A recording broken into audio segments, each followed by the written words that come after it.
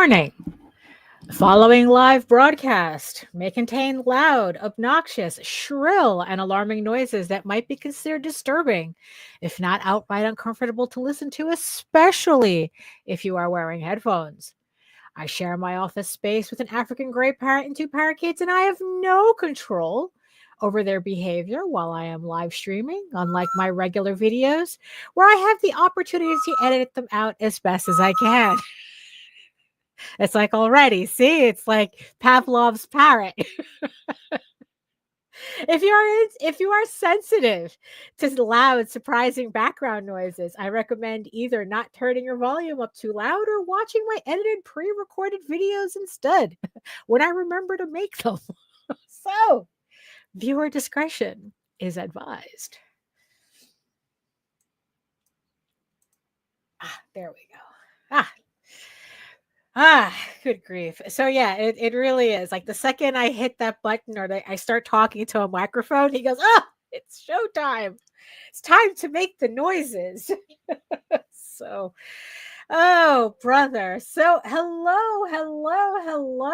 Oh my goodness. Yeah, so hey, okay, Fern. Hello. Hey, so, excuse me there. Hold on, let me get some hydration going before I get started. Although you would think that it'd be logically I should do that before I hit start stream, right? And yes, I see you, my beautiful eyeball people watching from regions beyond.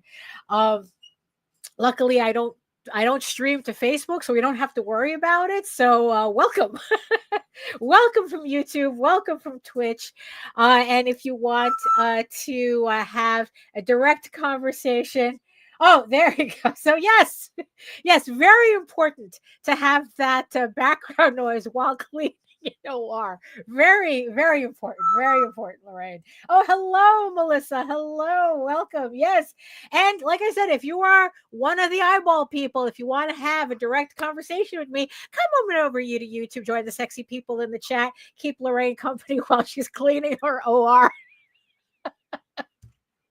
And keep me company too directly. And while you're here, make sure you like, share, subscribe, and hit that notification bell so you get notified whenever any of our shows go live. And the one and only Jake Twister. Hello, welcome. I told you I would run the stream looking for you. So hello. Oh my goodness. So I guess let me get the party started here. There's a lot of work to do today. So hello everyone. My name is Daphne Lage and I'm a cartoonist, illustrator, and comic book artist from New York. I have been self-publishing comics since 1992, and you know what that means. I got nowhere else to go. I got nowhere else to go.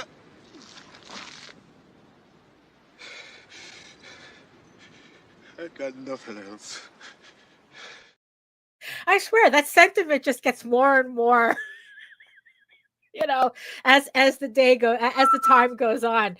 Oh, and I am known for the furry fantasy adventure Tall Tales and my medieval fantasy drama EGORAVEN, Heir the First Unicorn, which is currently on Kickstarter with issue 10 of this 16-issue series. The link is in the chat and in the show notes below. If you want to check out the campaign. Thank you, everybody who've supported so far. And I am also a co-host with Nita Lanning on the on the Rage Into the Vlogs show every Monday and Friday at 11 a.m. on the Indie Comics Network. You can read both my comics online. I'm sorry, it's like this particular noise. I swear to God, I keep saying it's like being in a Kurt Vonnegut novel. It's like every time he does this particular noise, it really, really throws me off mentally. Like, I don't know what is it with this noise. So you can read both my comics online at egoworks.com. That's EGOWORKS, and Tall Tales, TAILS online.com. And you can check out all my videos on how I make my comics here on my channel on YouTube at Daphne Lage, Lage Art, which also simulcasts through the Indie Comics Network as well. So like I said, make sure to like, share, subscribe, and hit that notification bell so that when any of our shows, my shows, Nina's shows, any shows go live, you will get that notification. So oh no, don't make it a habit of looking though. Oh no.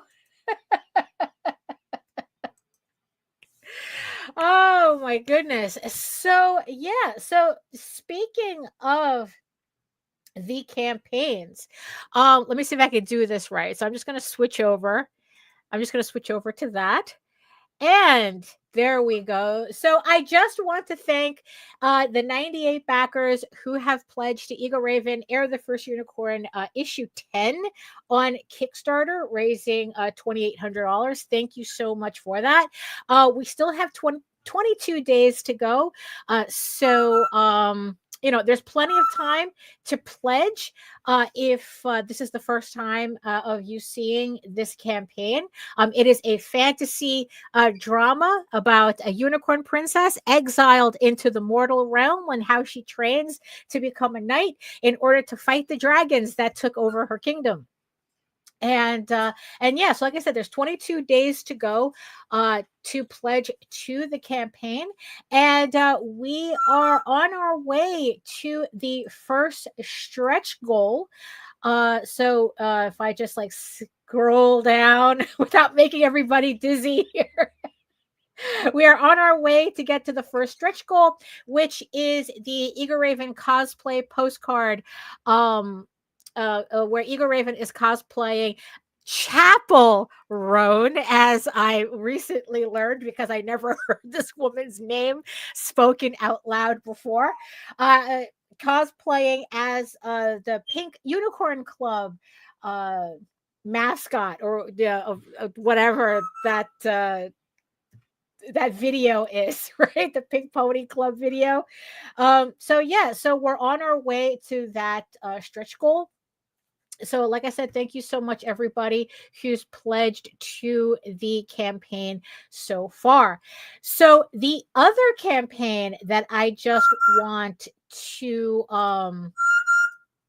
show off so that everybody can see it as well is the Tenchi Muyo. So this was a book that I lettered back in the day, I think it was 1997 when this series came out.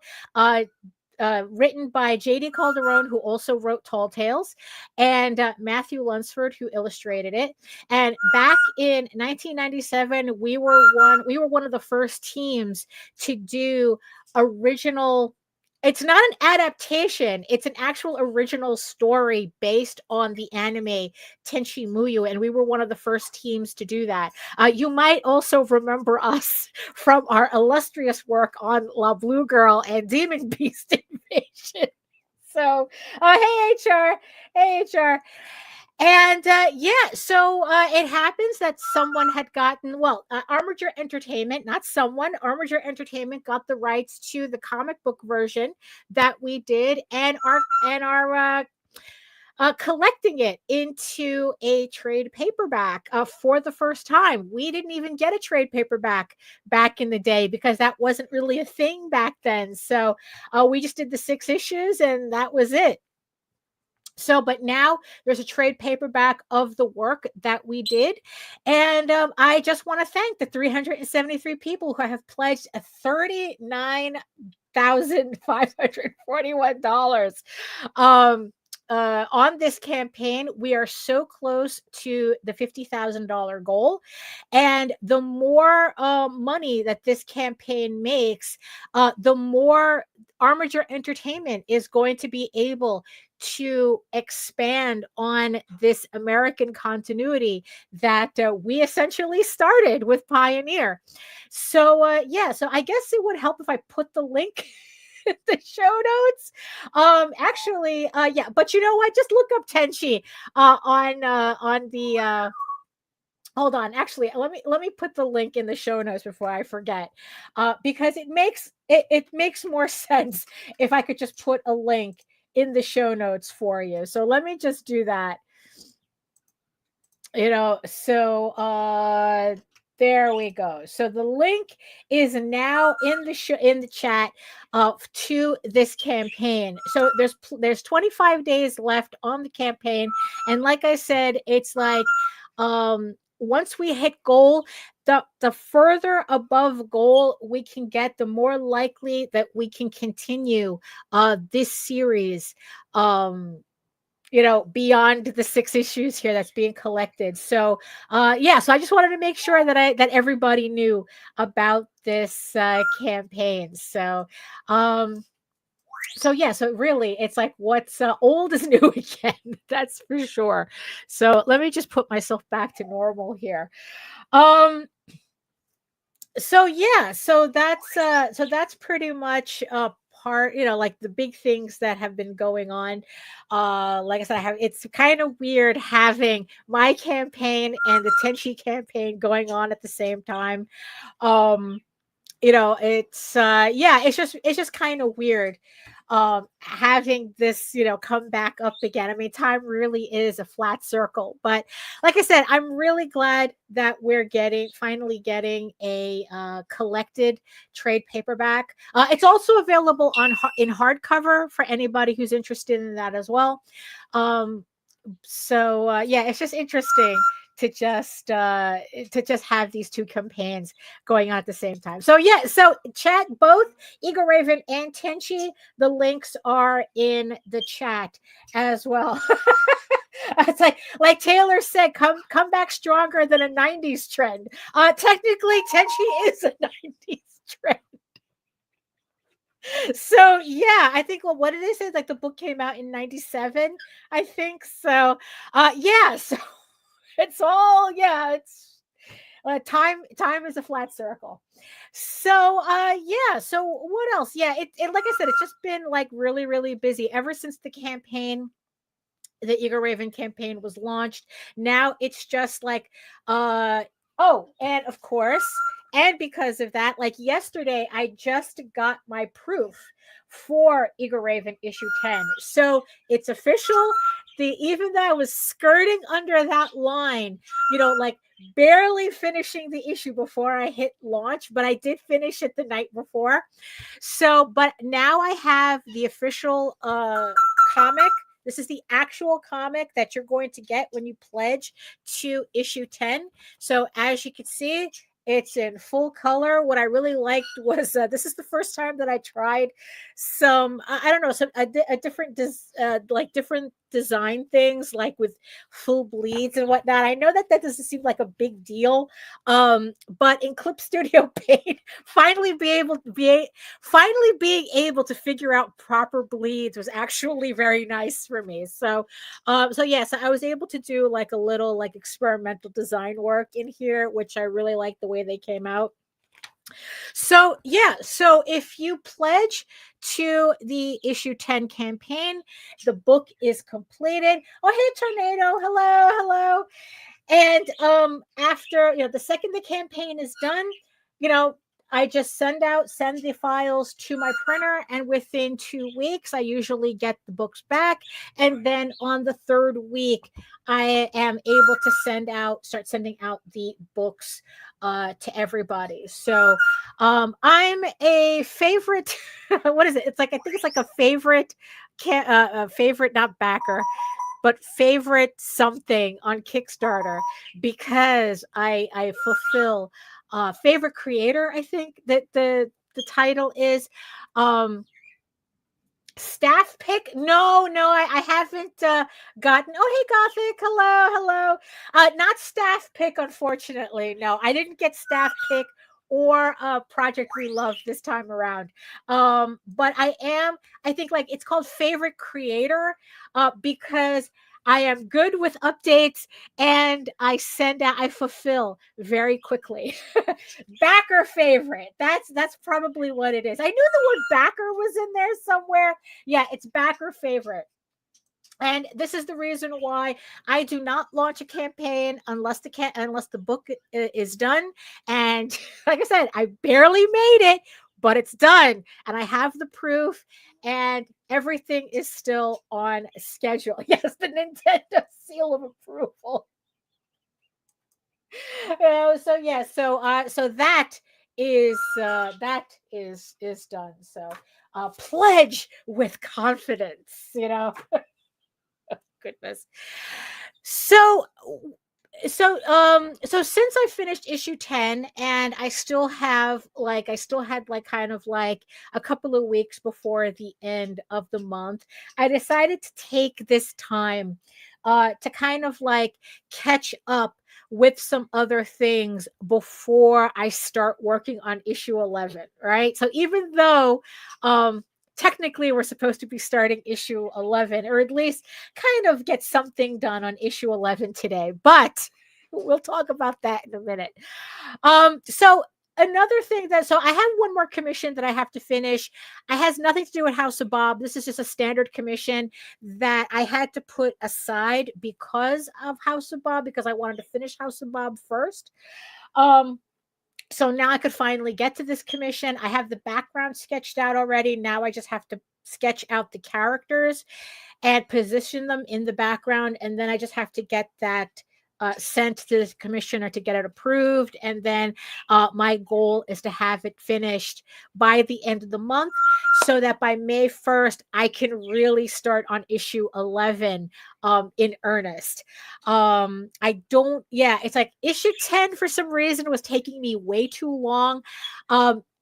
I thought that was going to be like a month and a half, 2-month project, and it ended up almost, like a little over 3 months to finish that issue, when it wasn't supposed to be that way. So I'm hoping to take less time to finish issue 11. So I want to start it in earnest in May and have it finished by the end of June.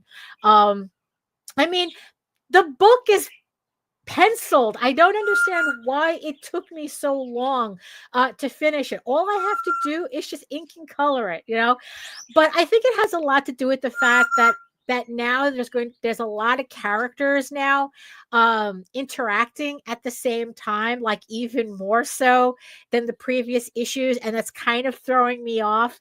I have a tendency to procrastinate on that, but we're going to have to get over that. We're going to have to get over that. So another thing that I was working on too is it's like yes, I got everything done. Thank you, HR. Yes. Melissa says, I would love to finish an issue in 3 months. I've been working on my most recent book since January, and I'm barely 60% done. Well, you're traditionally doing your work, right? Because you're airbrushing and everything. I'm doing everything digitally. Honestly, if I was working traditionally, I wouldn't have been done with as much work as I have now. I'm always going to thank Clip Studio Paint for allowing me to speed up my process. But it's like Jake is like going 2 months with pencils. Call me impressed. I have sketched 400 plus pages without a single budge to pencils for the last 3 years. Look, sometimes it just takes as long as it takes. That's the thing. With the pencils, I spent the early part of last year. No, I finished it at the early part of last year, I think. Like I spent a good portion of 2023 in the early part of 2024, or was it 2024? Oh, I don't remember. I would have to look it up. Where I was just grinding on the pencils. Like I really wanted to get all 16 issues done, just so it's supposed to make the rest of the process faster. So yes and no. Like it did, because I can say the story's done. All I'm literally doing is just tracing pages when I'm inking.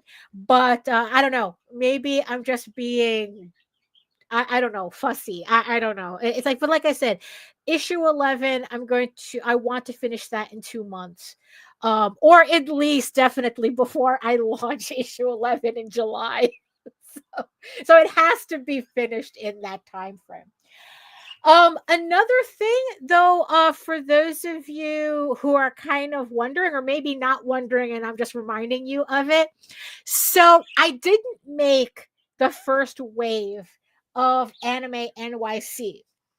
So on the 14th, when I launched EGORAVEN, I got a email saying that I was waitlisted for an Anime NYC, and I couldn't remember if I had mentioned don't bother putting me on the wait list or putting me on the wait list, but in a certain amount of time. And it seems like past me had told them to put me on the 3-month wait list. So what that means is that by May 1st, I will absolutely know for sure if I'm in or not in Anime NYC.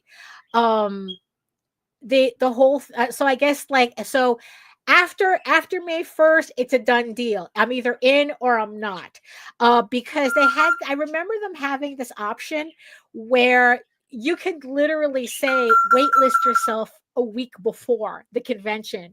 Like if you're a local, it's like, oh, contact me a week before. And it's like, no, no, no, no. I don't have time for that because it's like, this is the type of convention where, yeah, it's like I'm going to need that 3 months if I am going to do that. So just to prep certain things. And, yeah, so May 1st is the absolute deadline. So I'll know for sure if I'm going to be there or not. However, I still have Baltimore Comic Con. I decided not to cancel that, so I'm still good to go to Baltimore Comic Con. So I've just been doing like little things, in this time frame that I have, just to get like a whole bunch of little things done for that. Um, So what I was doing is just going through like some of the inventory that I have already. Well, what little inventory I had after the House of Bob campaign, because I had tied up a lot of stuff in the House of Bob and I didn't want to account for anything until that campaign is done. So now the campaign's done. I know for sure what I have. And now I'm just going through certain things to see like what I can take to Baltimore Comic Con. So one of the first things that I did was I have like a whole stack. It's not a whole stack, but I mean maybe like 20 prints left of this Rocket Raccoon print, the signed print. So what I did was I put like these little plastic tabs on them and a little like branding sticker on the back, and so that I can like have these at Baltimore. So this is going to be, so this is the last of it. So I'm hoping to just like, move like a bunch of these there. This is like kind of like clear out the last of my inventory, so that I could start like really bringing in new stuff that I have been working on. So yeah, so I've been like preparing these prints so that I could put them, yes, because they're supposed to go. So here's like the hanger that I use right on the grids, and then they're just gonna hang like that. So yeah, so I was fussing with that. And then another thing that I decide to fuss with is I have like a whole bunch of like stickers and buttons that kind of like, that I kind of like have lying around, but not really enough to like really like, I don't know, make it worth keeping as individual inventory. So what I did was I divided up a lot. I divided them up and I made little hanging tags so that now I have like these little packs. So this is my Rocket Raccoon, or if like Galaxy Raccoon um pack that I'm going to have. I'm probably going to put this up on my store as well. I have a couple of variations of this. I think the other one, oh yeah, here's the other.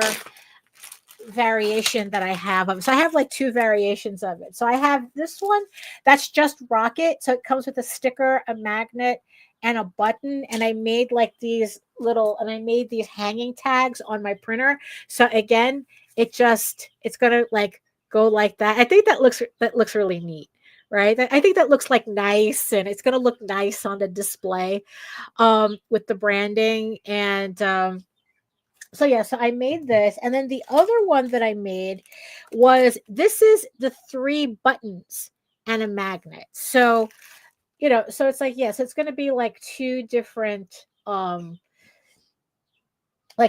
sets. One is just rocket, and these are just like the pins, and the magnet. So I think that this just makes it like neater to sell. Yeah, and it's like, yeah, and it really helped me consolidate what I had left into like these neat little packs. So, like I said, I just like the way that they look hanging like that. So yeah, so I just printed these on my color printer. I have an 8.5 by 11 Canon Pixma something or another. Like this large one is the Pixma 100. I forgot what the other one. I think it's like a Pixma 7000. And all I did was just printed it on like index paper, and then just trimmed it and folded it, and then it's just like something really easy to make. And I think that it really, like I said, it really does make it like it's a nice presentation, as opposed to just having like, oh, stickers are $1 or something like that. I just think it looks a lot nicer like this. So I'm looking forward to bringing these to Baltimore Comic Con. So yeah, also I just like the fact that I was able to like I said, clean up my inventory a bit. Also, it's like I'm waiting for more like bags to come in.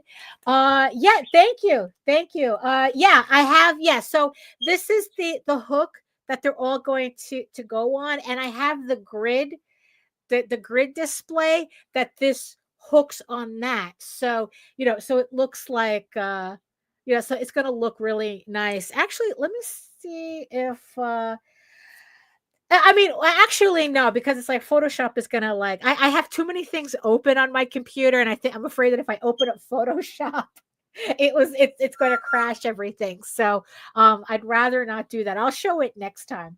Yeah, it's the grid system, and I have it all decked out. I still have to do like a separate video. You know what, let me take that chance. Actually, I think I can just open it up in Clip Studio, since I have Clip Studio open already. Let me see, so I can show you what the display looks like. Where is it? Oh, grid cube display. I think this is it. So let me see if this opens correctly. Because there's I have these grid cubes, and I've been like working on trying to like make it not look like a grid cube. So let me see. Let me just take this out. All right. Oh, how do I? Okay. All right. All right. So let me just. Yeah, I'm working. I'm just trying to get this to go on my Cintiq here. So let me switch it. So yeah, so this is the display that so this is a display that I have, that I put together, that, so as you can see, it has the wires that these clips are going to go on. So yeah, so I have yet to do I have all the covers done, and I have all the panels done up, but I have yet to put together the actual display. So I'm going to have So yeah, so I'm going to have to do like okay, there we go. So yeah, so this is how the display is going to look, and then these hooks hang on it, and then I'm going to have everything hanging on these. Um well, at HR, I don't have time to sculpt, but I did do some like cutouts. Oh, should have thrown that. I did do some character cutouts that are going to go all the way at the top of the display. So that's the closest that I have to that. But I'm not. Yeah, I'm not sculpting anything because I don't have time for that. But yeah, but so theoretically, this is how the display is supposed to look. I have yet to put it together. So, but this is what it's going to look like. Like I said, if I'm lucky, I get to show it off at Anime NYC. If not, at Baltimore, we're going to try it at Baltimore and see what happens. So let me just. There we go. So we're just going to close that out.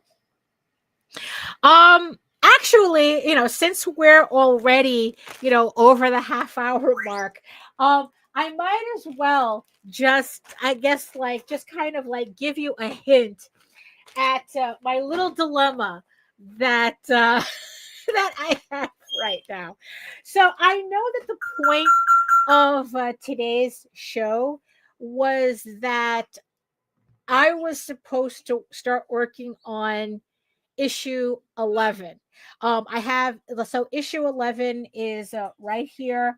So this is the page that I'm looking to start.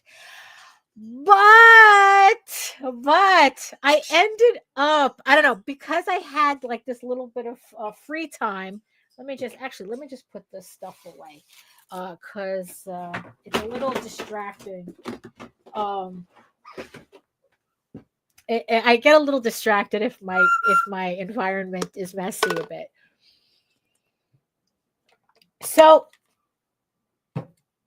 I know that I said that I was going to work on comic pages, right? That logically I should be working on I should start on issue 11, right? So this is the page that I have to get working on it, right?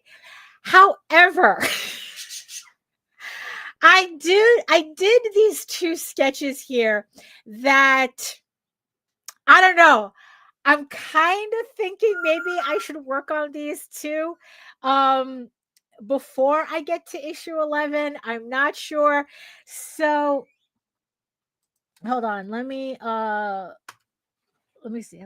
Let me put these. Okay, let me put these here. So these two, I've been ever since Halloween, right? I've been kind of doing these little EGORAVEN cosplay pieces. It started off as a joke, but then at the same time, kind of like, I'm kind of liking this idea, of doing like, and especially like maybe offering up prints of, these cosplay EGORAVEN. And and I've done a couple already. I think I did 4. I did Lady Amalthea from The Last Unicorn. I did She-Ra. I did what was the other one? Oh, Beauty and the Beast. And what was the last? Oh, Ripley. that was really an off the wall one. Was the Ripley one, but it came out really, really good. So I really enjoyed that. Right. And of course, the latest one is on the campaign right now. It's the Chapel Roan cosplay. And now I have these two. So I have EGORAVEN as Red Sonja. This is based on the Frank Thorne, the very iconic Frank Thorne Red Sonja cover. And then I had this random idea. It's a kind of like a baseball theme. So it's like it's EGORAVEN, like EGORAVEN with Mr. Met from the Mets baseball team, and she's going to be dressed in the colors, the Mets color, and of course there's Mr. Met in the background. So let's see. So Melissa says you got to mix it up from time to time so you don't get burnt out on comics. True. Let's see. So Jake, did you want to say something, or you're pointing? What are you pointing at? What are you pointing? What if you did an EGORAVEN Monopoly game? You did the tarot deck. Well, I only did. No. I didn't do. Well, I didn't do it. No, I did a tarot card for somebody else, but I haven't. At Melissa's comment, yeah, I should mix it up, right?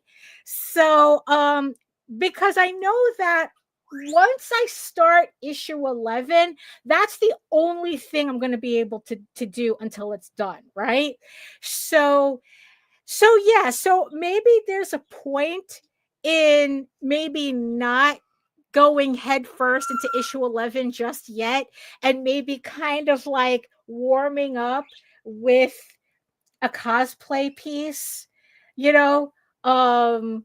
just to kind of like, keep it playful, keep it like goofing around.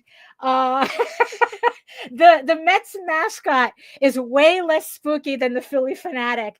Well, what's funny? If I did a convention, because the idea behind doing the Mets piece was that I thought it would be funny if I had like a very specific EGORAVEN piece, like cosplay piece, for whatever city I'm in convention wise.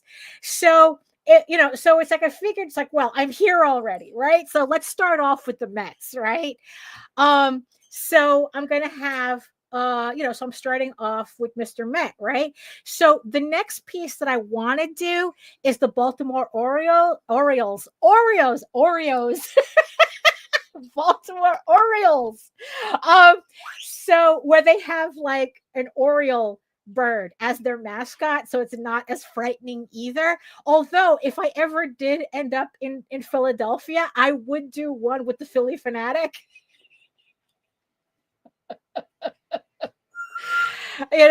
So oh right, that no absolutely. See, but that's the thing though, I would have to do Gritty as well because Gritty is too iconic, so I would have to do 2 for Philly just to make sure both of them are covered, because you have the Philly Fanatic and then you have Gritty. Even though Gritty is hockey, it's like that's fine. Gritty is too iconic to not do a print of, but I would have to end up in Philadelphia. Maybe if I ever go back to that's no, it's Philly. Yeah, it's Philly. If I go to Anthrocon. If I go back to Anthrocon, then I can do, because that's in Philadelphia. So I would do the 2 Philadelphia icons. So there you go. So yeah, so I'm going to leave it up to you guys. Which of the three do you guys want to see me start working on today? I'll give you a couple of minutes. So I'll give you like 5 minutes to decide. So what do you want? You want Comic Page? You want Mr. Met? Or do you want Red Sonja? Who do you guys want me to start working on? Which one of these pieces do you guys want me to start working on? So let's see. Yeah, Lorraine says Philly is not a long oh, here we go. Yeah. She says Philly is not a long drive from Baltimore. I don't know. Everything, just by driving, everything seems far away from me. Let's just get the heaviest load. Okay, so we have all right, Melissa votes for Mr. Met. HR votes for Red Sonja. So we have 1 vote for Mr. Met and 1 vote for a Red Sonja. So who's gonna, do we have another vote? Do we have another vote here? But yeah, it's like I don't know. It's just like because the other thing that I've been thinking about doing is oh, now we have one for comic. All right, we have one vote for each. We have one vote for each. Okay, so who okay, you know what? The next vote breaks the tie. The next vote breaks the tie. Who yeah, we need a tiebreaker. Okay, so each one has one vote. So we have 3 more minutes. Three more minutes to vote. So throw the dice. Unfortunately, I don't own dice. Unfortunately, I don't have dice. So yes. Yeah, so we have what are we voting on? Oh, wait a minute. It's Joe. It's Joe is here and Jake is here. You know what that means. I don't know who it is, but it probably is for Hogwarts guys. I asked my friend Joe, I asked my friend Jake. They said it was for Hogwarts guys. Oh my goodness, it's like the band is back together again. Okay, friend, we're voting on which one of these pieces do you guys want me to work on? Do you guys want me to work on? So far, everything comic, Mets, Red Sonja. So which one do you want to see? So 2 more minutes to vote. Yes, Jake, it is absolutely official. We're absolutely official. Okay, so Fern says Mets. Mets has 2. Mets has 2. 2 more minutes. Mets has 2. So Red Sonja and Comic Page has 1. Oh, Joe, Red Sonja. So now it's Mets, Mr. Met, and Red Sonja is tied. Comic Page only has 1, but Mets and Red Sonja have 2 each. 2 each. So you know what? Okay, whoever's the last one breaks it. So whoever's the last one. So yeah, so because I figured so whichever comes first, whoever the next vote, or we hit come on, 1 more minute.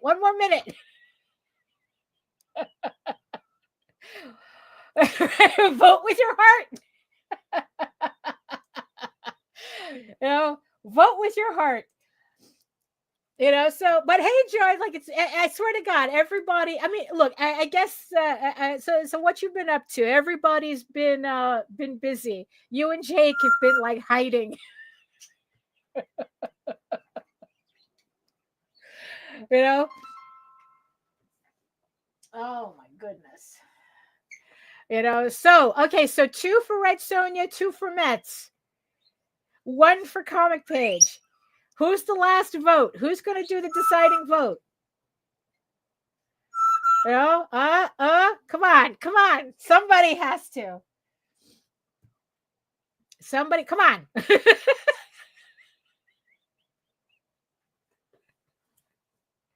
Blue and orange. There we go. We have 1 more. Lorraine votes for breaks the tie. Mr.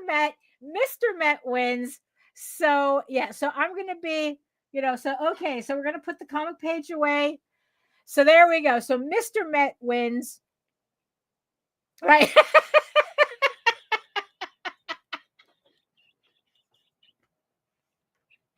That's sorry, Jake. That's how the voting goes. This is how democracy is supposed to work. Oh my goodness. So Mr. Met wins. So here we go. Now the only thing though, let's see. Oh, Joe says I'm recovering. Oh, right. Lorraine says they deserve some love since they haven't won since 1987. And Joe says I'm recovering from lack of sales at C2E2. All right, and 100% convinced that AI can't replace me or any traditional artist. It's true. It's true. It's true. Oh, hey, Lou. Hello. Hello, Lou. Welcome. No, yeah, you know what? It's like, you know what? I really like, it's not that I stopped caring about AI, but I think in the end, it's like, you know what? It's like they can try all they want. And it's like, you know what? It's like it really is not going to replace the real thing. It is not. It is absolutely not. And the fact that they have to fake most of their um demos, it just goes to show you that the technology is not what they're selling, is not what they're actually selling. And you know um oh, there you go. It's not about the money, Spider-Man. It's all about the Mets, baby. Let's go Mets. Let's go Mets. Oh goodness. So the funniest thing about this piece, though, one, Mr. Met was incredibly hard to draw. I mean, the guy has a baseball for a head, and I don't understand why he was so difficult to draw. And two, it's like, I have to take into consideration that as much as I like having the Mets logo there, I might not be able to use it. I'm not sure if Major League Baseball is as, I don't know, is as litigation crazy as Nintendo is. But technically, you know, the logo is trademarked, so I might not be able to use it. So it's going to look more like this. But because I don't want to like get into trouble with anything, because like, because technically it is a trademarked logo. So I don't know. It's like we'll see. We'll see how we'll see how that works out. I'll see if anybody else has done baseball fan art and see if they've used the logo. Just erase the TM and you should be fine. No, Your Honor, I didn't use the trademark version. Yeah, maybe if I do like something if I use like a similar font that's not the exact font, maybe that would be maybe that would count, because I really do like the logo being there. But okay, so so what I'm going to do is I'm going to put what is this? Okay, I'm going to put everybody into a folder here. Right, because then that way I can turn everybody blue. So oh yeah, and that was my Mr. Met reference that I was using. I was using this guy here, and it's like, really, I don't understand why he's so difficult to draw. So let me put him in the folder. Okay. So all right, so let me just save this. And yeah. So here we go. So okay, Charles, I'll see you later. Yeah, this is the colors, the team colors are going to play a really important part in this when I color it, because that has to be just as recognizable. Like, it has to be recognizable even without the Mets logo, just in case. Like I said, I'd rather use it.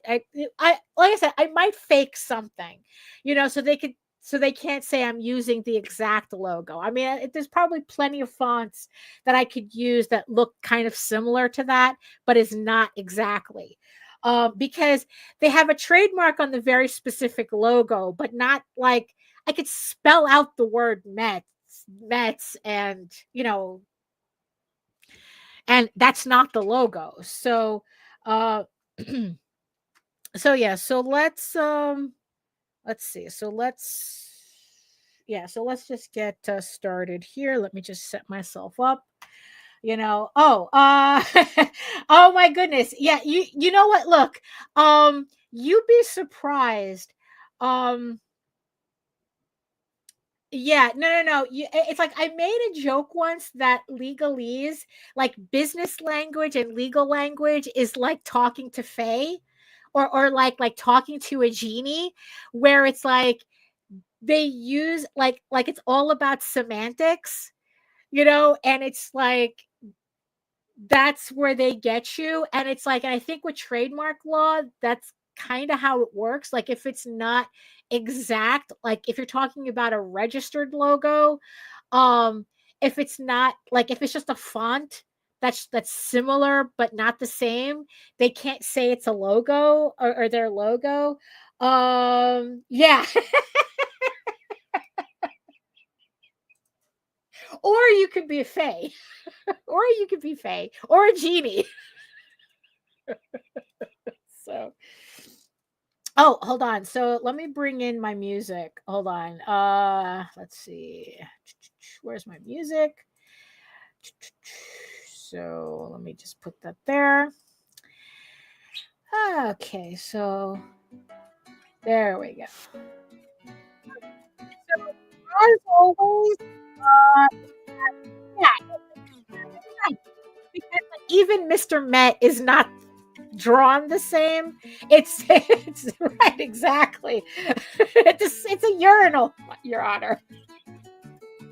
Let's see. Let's see. I've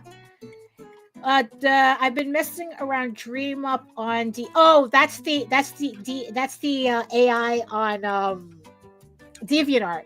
Let's just say that AI can't handle proportion, size, and scale. This is in addition to all the other anatomical issues. So pretty much AI is useless.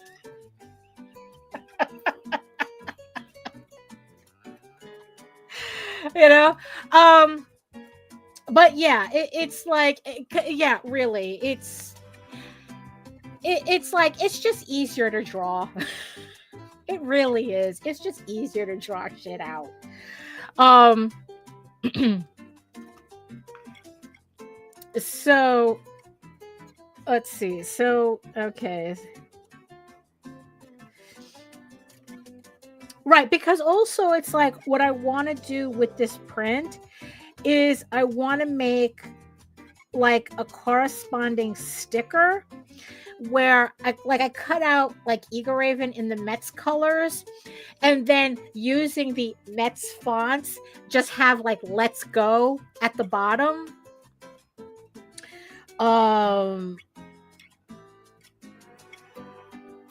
So that's way it's like inspired by, but it's not exact.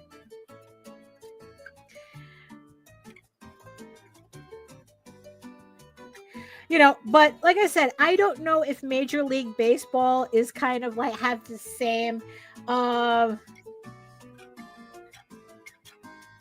it's like, Joe, she lived long enough to see it. She's immortal, remember? So this was so modern, so modern EGORAVEN would know about baseball, you know.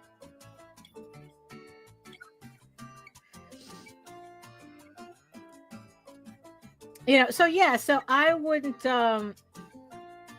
let's see. Melissa says maybe we should generate only messed up AI images. Well, that's Glaze. Oh, and just to remind everybody, Glaze did update their they updated their program because there has been a crack. There was there's a new AI scraper that's able to read glazed images, so they updated their the programming for Glaze and Nightshade to combat that. And they're recommending that if you use previous versions, like OpenAI still can't, like, and all the earlier AIs can't read the Glaze as is, but there's a new one that just came out that they said this one can circumvent Glaze. So they recommend that you download the new version and you reglaze your stuff if it's that if that's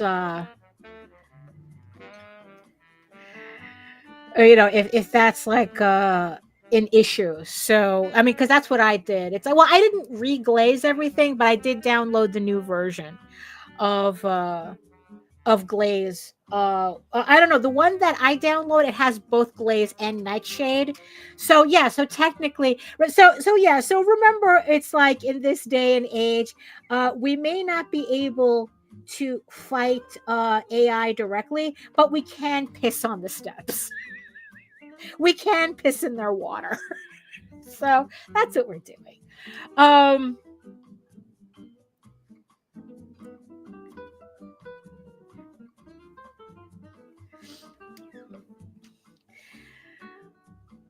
oh.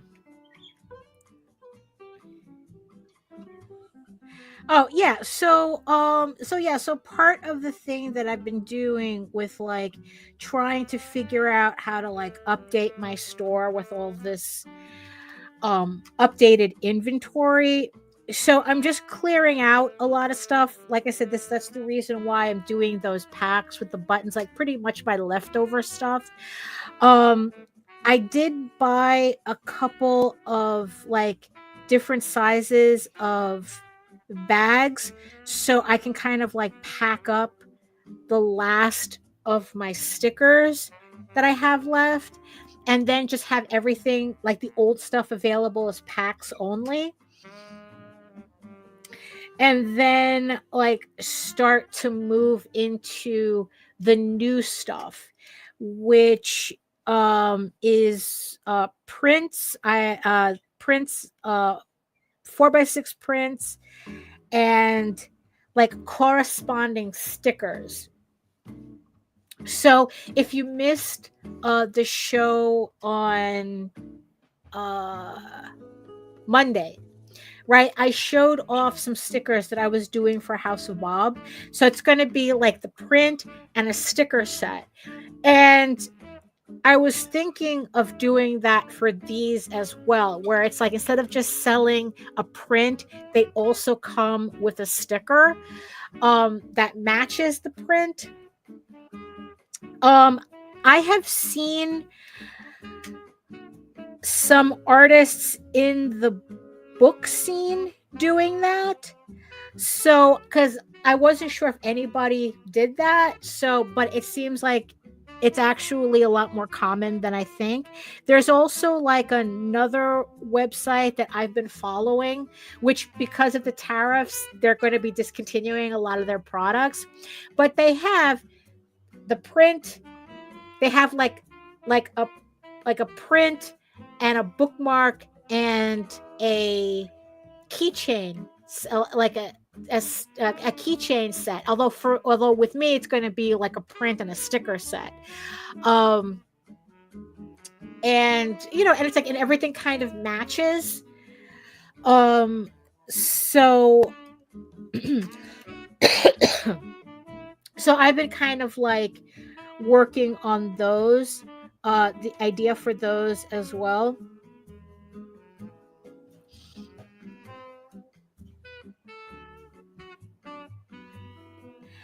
Just trying to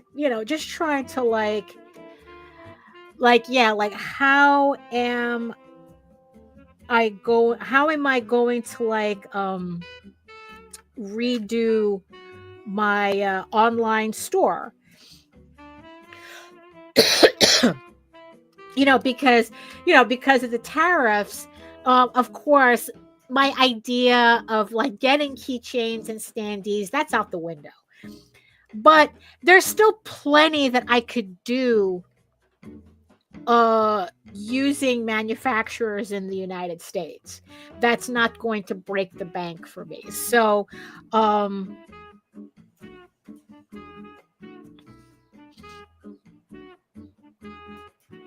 that's so that's where I'm kind of like at right now. Joe is saying, why am I picturing EGORAVEN throwing out the first pitch at a Mets game and the catcher gets knocked out? I could see her like kind of like underestimating her throw. She does.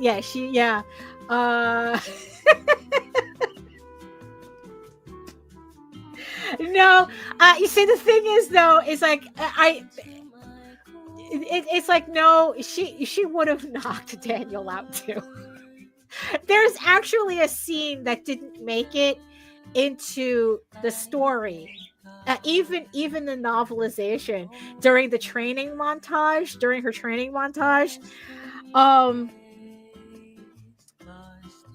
because it's like EGORAVEN has this unusual strength, and she's strong. She's as strong as a small pony. No, it's like I haven't really decided like how strong she would be, but she is. Kind of like like she probably could lift a horse if she wanted to. But like sometimes it's like she has to. So what base is EGORAVEN? Zero, Jake.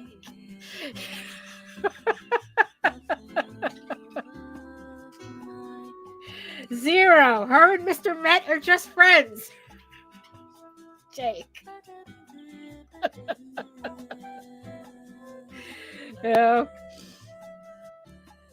Oh my goodness. But it's like I know I've had it's like, look, I know I have made EGORAVEN canonically frisky. It's too late, Jake.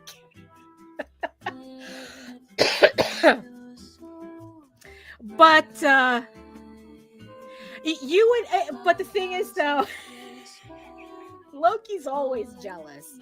Loki would be always jealous, but he would be the last one to talk.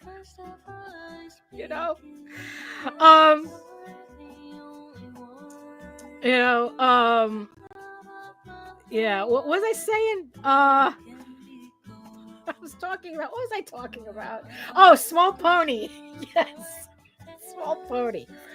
So there's this scene that didn't make it into the novelization. I had originally wanted to put it in, but then it's like, that it's a little too much going on in the training montage, where it's like where Johar. Actually, you know what's funny? Because with like, I always pronounced Johar's name Johar, right? But I saw a video of a fan who was unboxing an EGORAVEN campaign a while ago, and she got the Johar trading card, and hey Joseph, hey, and she pronounced it Johar, and I stopped. Because it's like, holy shit, that's exactly how his name would have been pronounced, is Johar, not Johar. But, so it's like, yeah, it's right. It's like, Johar is correct.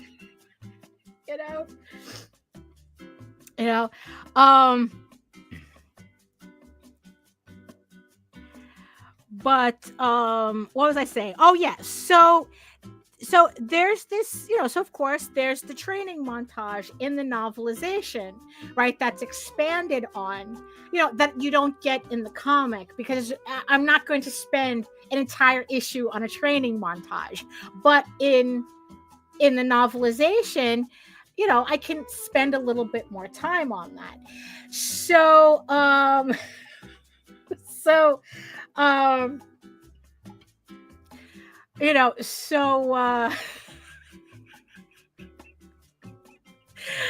you people are nuts. Right.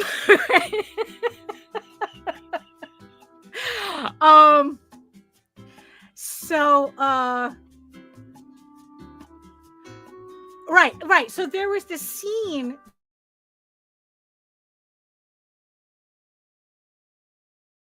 And then he drags Daniel into the training, right? So it's like I wouldn't be sure, like I wasn't sure. It's like it would be like I don't know if it's like, okay, like maybe he would be training her to like grapple fighting or something, right? Like some kind of grappling, right? And it's like, okay, it's like, so the scene is like he are Yeah. Well, I know, Jake. I know. I should know better, especially since I'm the one that encourages this bullshit. So so it's like, okay, it's like, so I need you. It's like I need you two to start sparring. It's like EGORAVEN has to learn how to grapple properly, right?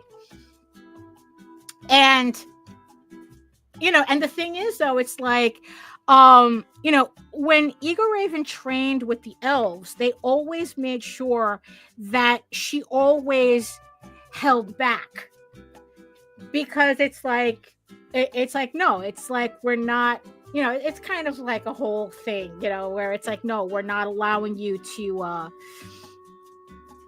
to kind of like be at your full potential kind of thing, right?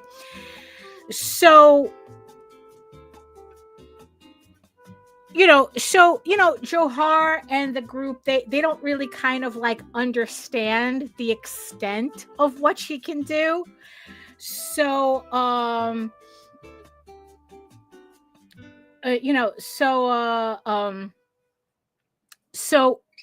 so the scene kind of went that like Ego, so it's like she has to grapple with Daniel, right? And then it's like, Johar's a little annoyed because he could tell that she's holding back. And it's like, no, you need to actually spar. I need you actually sparring, right? And, and she goes like, oh, but I don't want to hurt him, and they don't understand what she's talking about. And it's like, nah, it's like, you're not going to hurt anybody. Just, come on. It's like, we're grown men. We can handle you. Right. And it's like, EGORAVEN goes, oh, okay. It's like, well, because you insist. And then she pulls it so she kicks Daniel, and she pulls a Charlie Brown, like he just goes full Charlie Brown up. Feet up in the air and everything, right? Everyone completely underestimates, what she's, and of course it's like, so he got his ass totally like whipped with one kick, so of course, like, she's all apologetic and like she didn't mean to do it, it's like, oh, but and then it's like, it's kind of like that, but it just became like too much. Like, it was just like, it was just too much. So I had to come up with something else to kind of like show her strength, but without being like a little over the top with it, so no, she'd knock him the fuck out. So no, she would knock Daniel out. Yeah. So that, long story short, no, that the grappling side of the comic is a medieval unicorn Viking slut, or issue 13.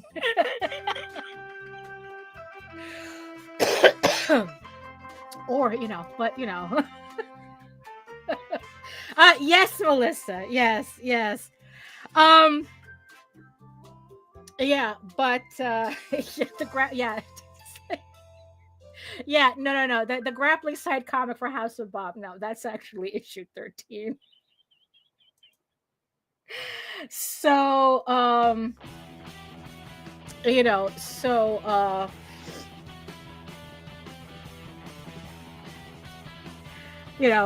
yeah, so the scene was just like a little too much, so I decided to scrap that.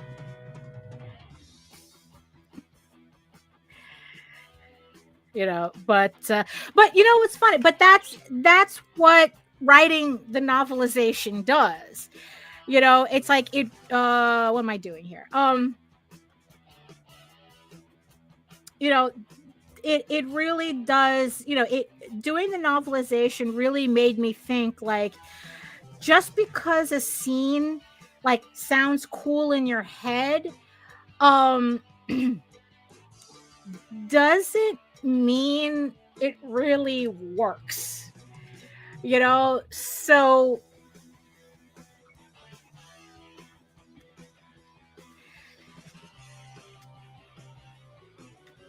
So yeah, so that was just kind of like an interesting experiment, but that's just prose in general. um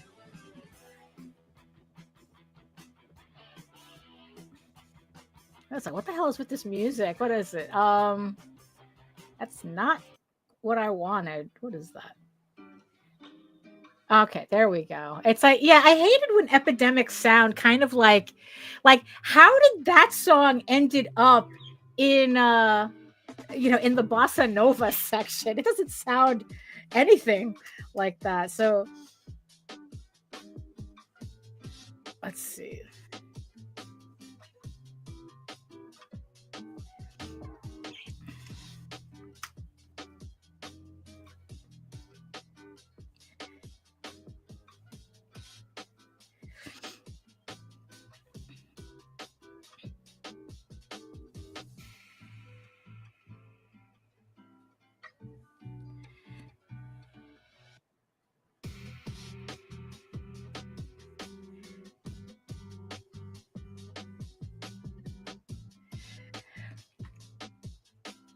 Yeah, but doing the novel, yeah, so I've been working on the novelization as the issues are going along. I'm just waiting for Jaden to finish an illustration that she's working on now for chapter 9, so I can put that chapter together. Um and maybe I haven't decided whether I'm going to offer it up on this campaign or wait until issue 11, because then I can get the images from her for chapter 10 and 11, and then it's a bossa no. you know um so it's like bossa no. um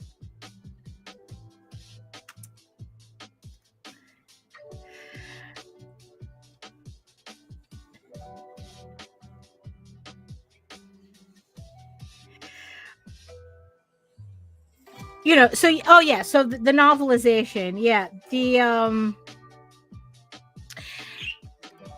yeah, because it's like what I was thinking is if I can get it up to if I can get the chapter covers for 10 and 11, then on the 11 campaign, I can offer up the EPUB, like the Kindle versions of all the chapters up until 11, as a level, either as a level or as an add-on. I think maybe as an add-on might be better.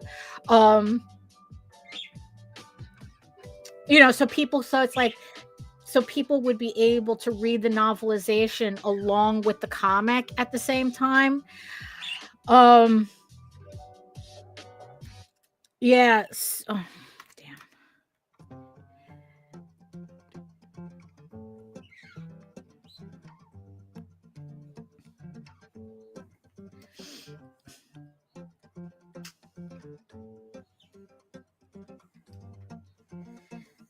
Okay, let's see.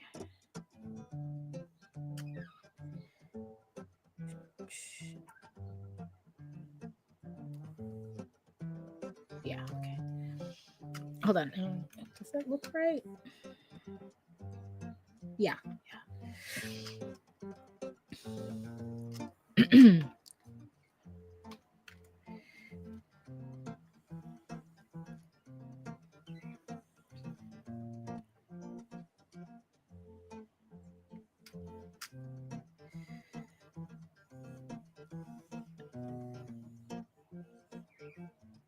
Yeah. Because it's like sometimes I think that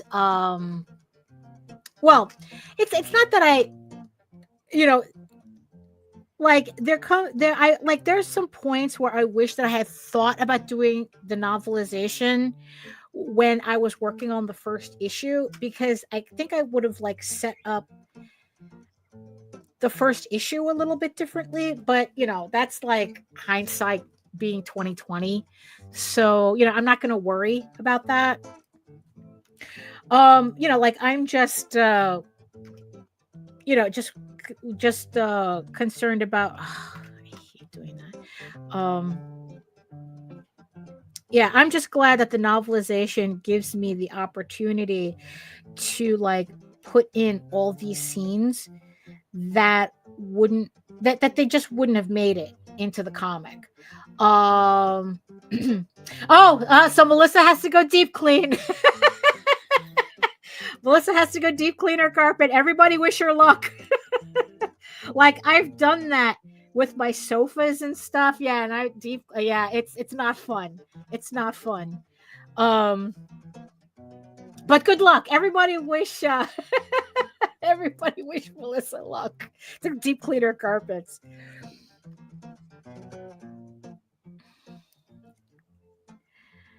You know, so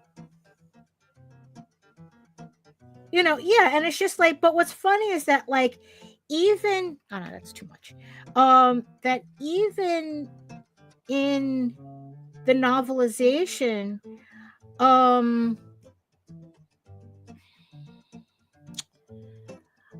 you know, there's scenes that still don't make it. You know, in the end, it's like there's scenes like the one that I just talked about. It's like,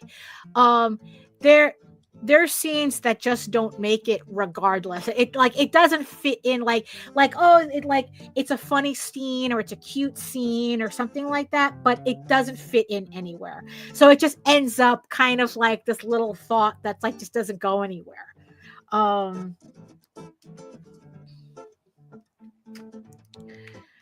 That's wrong. Okay, here. All right, maybe I just do it from here.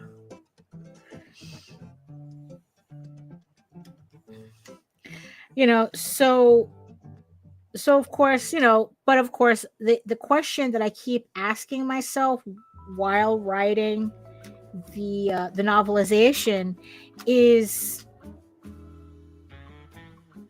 you know, if you know, like that's something that people are actually going to read. You know, like if you read a comic, you know, is a novelization something that is going to interest people who read the comic, or is it just going to be one of those things where the people who read comics and read novels really are just two different things?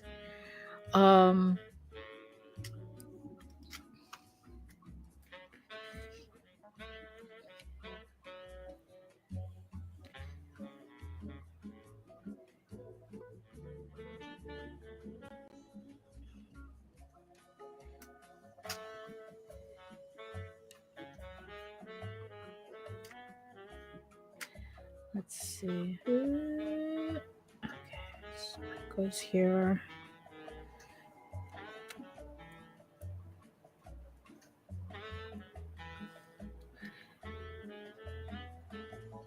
Okay.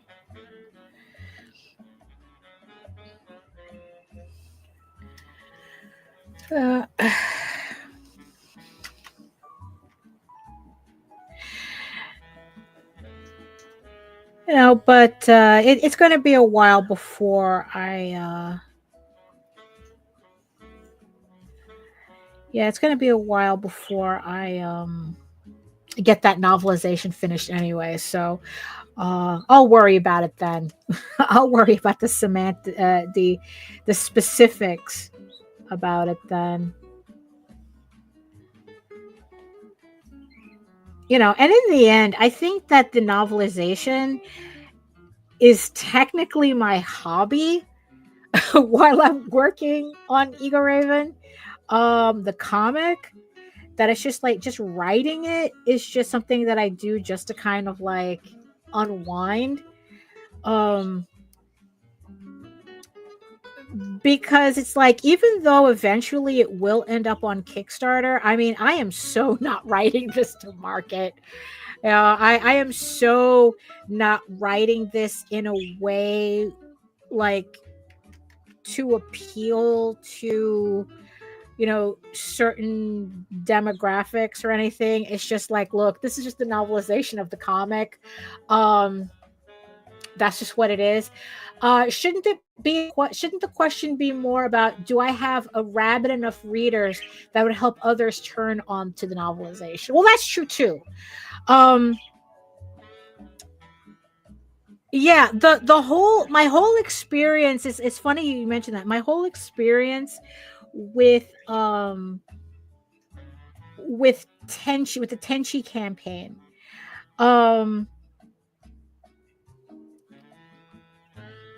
because it's like, as far as I know, most of the money that the Tenchi campaign raised was all word of mouth so far. Like, I don't think that they've like bought Facebook ads or anything yet.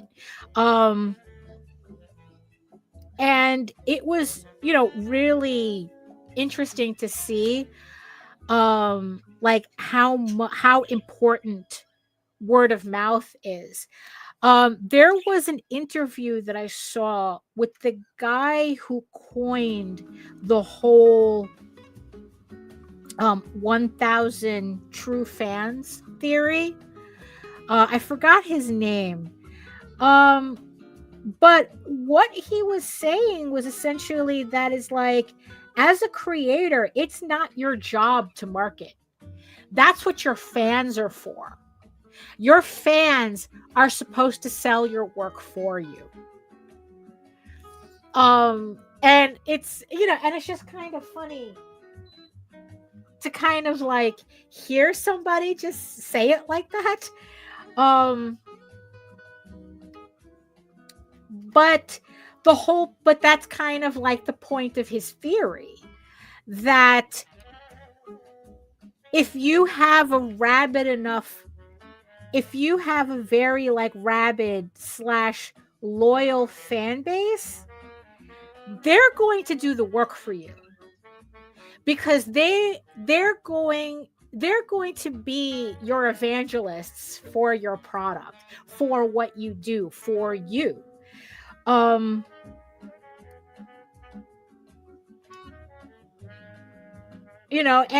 of course the example, and the example he gave, which is probably a little over the top.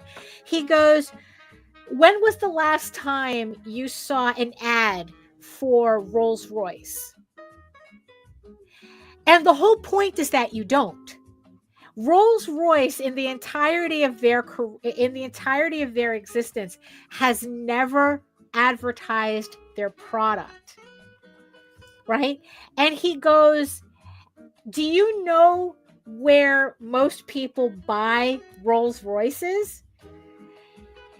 And and he goes, air shows. They don't. I don't think I've ever seen I don't think I've ever seen a Rolls-Royce dealership. Like I don't think there is such a thing. I think that like Rolls-Royce, like they sell directly to their consumers in a very specific way, and it's all word of mouth. Also, small fact, Rolls-Royces, it's like, it made sense in the end when the guy said that Rolls-Royce sells their cars at air shows, because if you didn't know, Rolls-Royce, I think, started, before they started doing cars, they started making airplane parts. So, because it's like, I remember, my father used to be in import-export, and I very distinctly remember a huge part of his job was importing Rolls-Royce engines for airplanes. So so in the end, when they said that Rolls-Royce cars are sold predominantly at air shows, it made sense to me.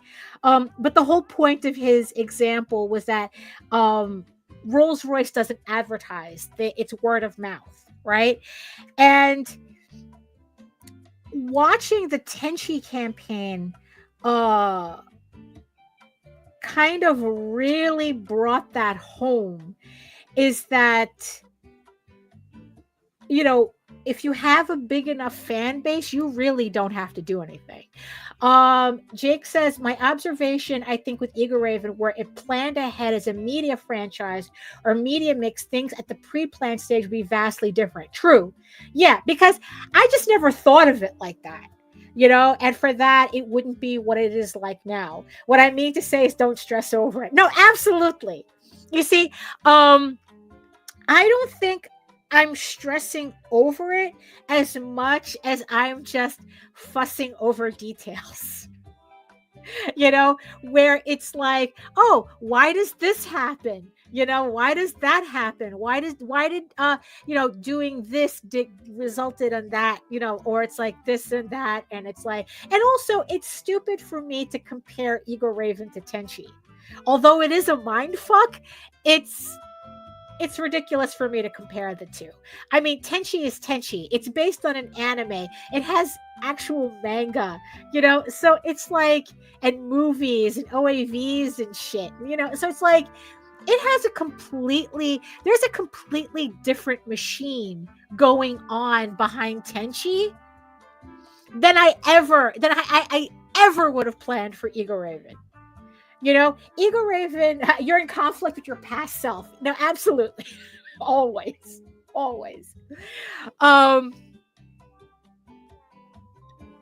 You know,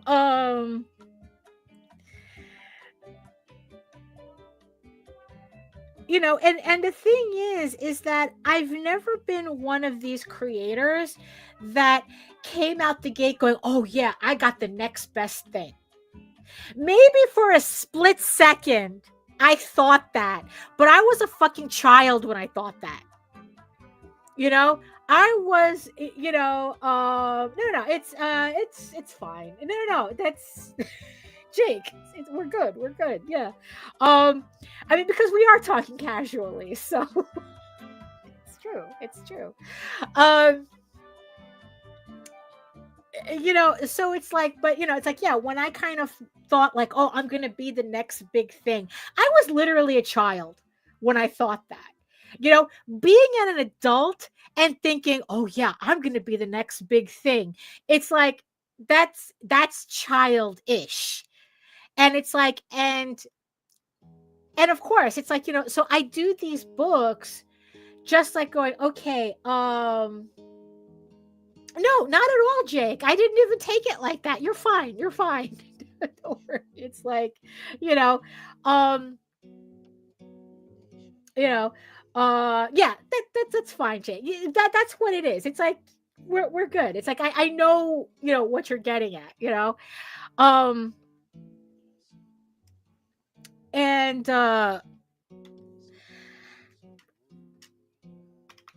you know, and the funny thing is that you know, there is honestly, it's like I don't think there's anybody who created something that actually blew up who predicted the shit was going to blow up. Like, I know that Eastman and Laird are constantly being held, you know, to that, oh, look at what happened to Teenage Mutant Ninja Turtles. And it's like, yeah, okay, but even Eastman and Laird didn't think that they were going to have a zeitgeist-changing book. You know, they were just two guys fucking around, doing a Daredevil parody just to put out. And nobody could have predicted that Teenage Mutant Ninja Turtles would end up the phenomenon that it was, that it ended up, right? But there are these people who think that they can predict that on their own stuff. And it's like, no, you're being ridiculous. You're being childish. You know, it's like they're building, they're living this fantasy in their head that has nothing to do with what they're actually doing. And, you know, and it's like, and I think that kind of like gets in the way. Joe says, I only thought that once. That was after I talked to the co-founder of Comixology. After Amazonia was accepted to be distributed by them, it was foolish. It's like, you know, it's like, that's youth. That's youth for you. You know, especially when we feel like we're getting validation. You know what it is? It's my first project we love. It's like getting your first project we love on Kickstarter, right? When I got that first one, I was over the moon. I was like, "Oh, someone at Kickstarter actually liked my stuff. They're looking at my stuff and that they really like it." Until I realized that my campaigns didn't do any differently with Project We Love than it did without Project We Love. And I don't think I've gotten Project We Love for a couple of issues. And you see, and that's also the thing too, the fact that realizing that Project We Love is so erratic. Like, if I really did have a Project We Love, then how come I don't get it for every issue? Right? But that's not the case. It's like I think I got it like out of 10 issues, I think I've probably 10 issues, 2 trade paperbacks, and 3 specials. No, 2 specials. No, one special with 3 books. That I think I've only gotten Project We Love like 4 or 5 times. So let's see. Jake says, if they picture that their stuff will pop off by loose comparison, they're not reading to or in tune with the culture and the now. But the thing is, though, I don't think that even if they were in tune, that you can really predict what's going to be popular or not popular. Especially, I mean, unless you're specifically formulating something for a market. And at the same time, is that what you're making? We're not making gray slop, Lou says, my friend was the lead singer for a serious rock band and also a fun, jokey side project band. The side project band got signed. Right, it's kind of like, like Tina Turner hated What's Love Got to Do with It. She hated that song because she thought it was like really trite and it did nothing for her, right? But that's the song that put her on the map.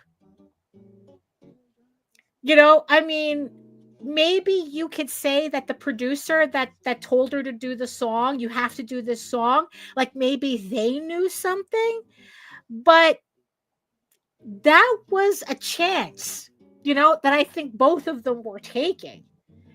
And I think like every singer has that, it's like I hear more often than not singers say that the song that put them on the map was the song that they had no clue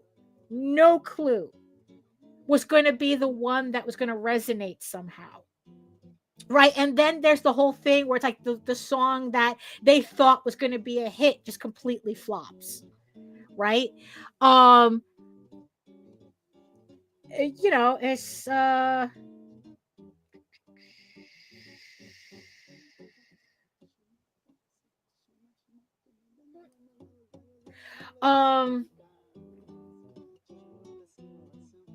so yeah, so it's like, so in the end, it's like it's not about predicting really, but being informed. Well, that's also true too.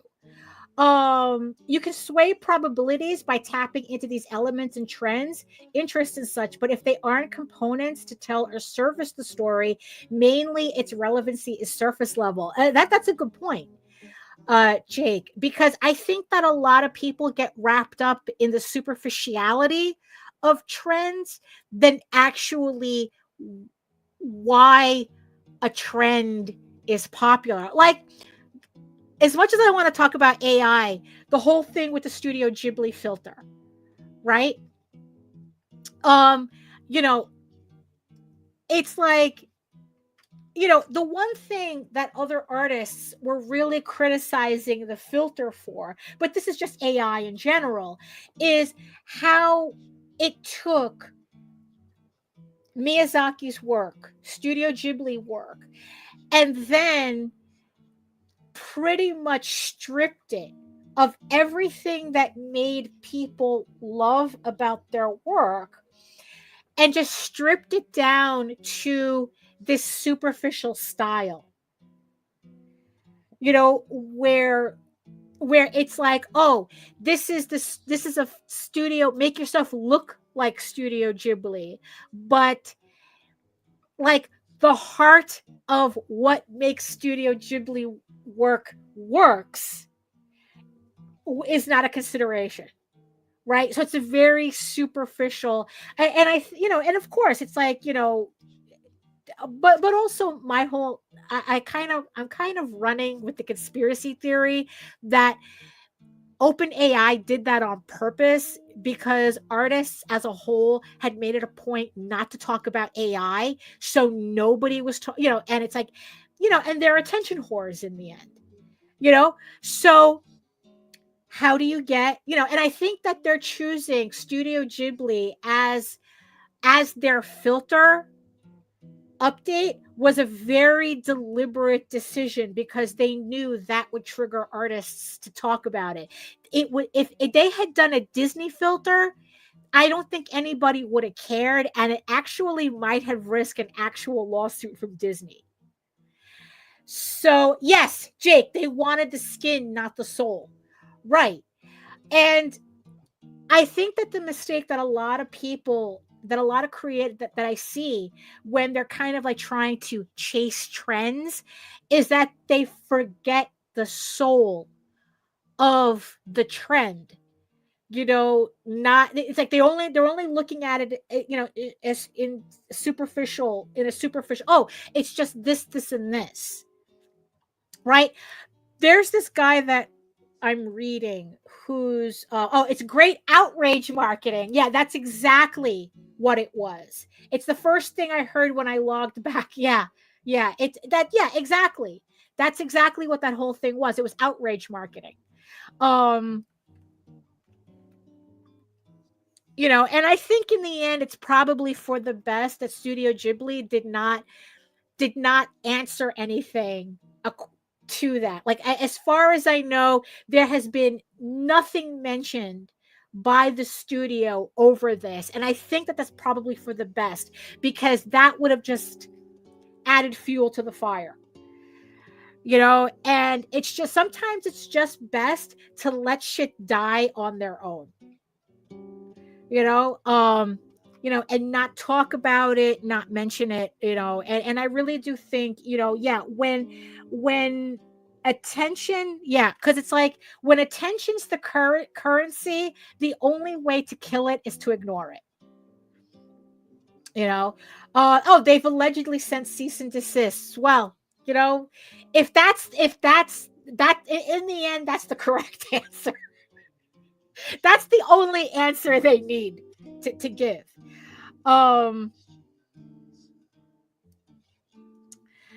So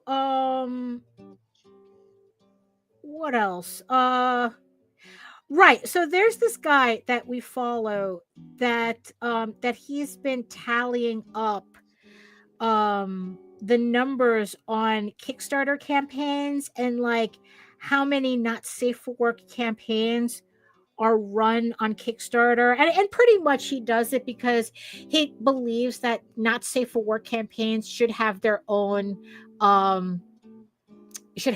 category on Kickstarter. I mean, we're talking about like in 5 months, 16%, like not safe for work campaigns made up 16%, 16% of comics Kickstarter, and it makes up 50% of the money. So, you know, so his whole thing is trying to get a separate category for the not safe for work stuff. Me personally, I think that there should just be a more robust tagging system on Kickstarter, so that, you know, I don't have to see any campaigns I'm not interested in, not just not safe for work, right? But you know, because okay, so you know, there's always, you know, there's been this belief, well, it's not a belief, that unless you're doing not safe for work stuff on Kickstarter, you're not going to make money on Kickstarter. However, the thing is that if you look at it superficially, it may look like that, you know. Yeah. You know, so it's like it may look like, oh, just do a TNA book and you'll make bank on Kickstarter, but that's not the case, and that's not what this guy's data is showing. Because even among that 16% that's making the 50% on Kickstarter, only a very small percentage of that is making a bulk of the money. You know, very particular campaigns. And, you know, these are people, you know, the people, you know, it's like, well, Polito's not on Kickstarter anymore. So he's not their kicking, you know, their scapegoat anymore. So, you know, you're talking about Dan Mendoza, you're talking about Dan no, Dan Shin is someone else. There's Dan Mendoza, Pat Shand, you know, it's like, and there's some other creators, like very, you know, where they're not safe for work projects are always making bank. Well, they're the guys making the 50% of that 50%, if not more. And everyone else is just fighting for scraps.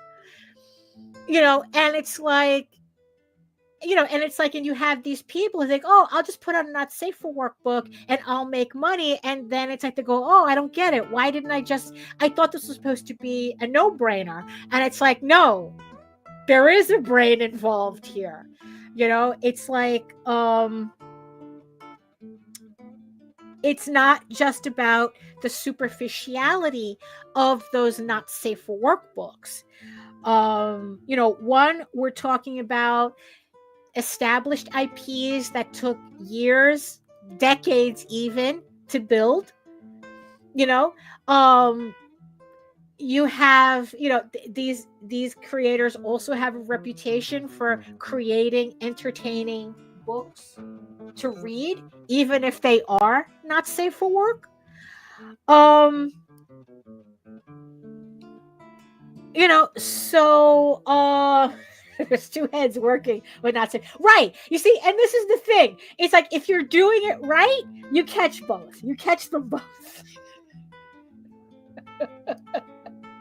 You see, that's the thing. And I think that when people think superficially about the category, they're only using one and then wonder why it's not making them the six figures they think they're entitled to. Joe says they're the ones who have loyal, rabid, sometimes blind fans to do so. I stopped crowdfunding this year because I don't have fans like that. Well, you know, I mean, it's like, look, for the rest of us mere mortals, you know, yeah, we have to build that.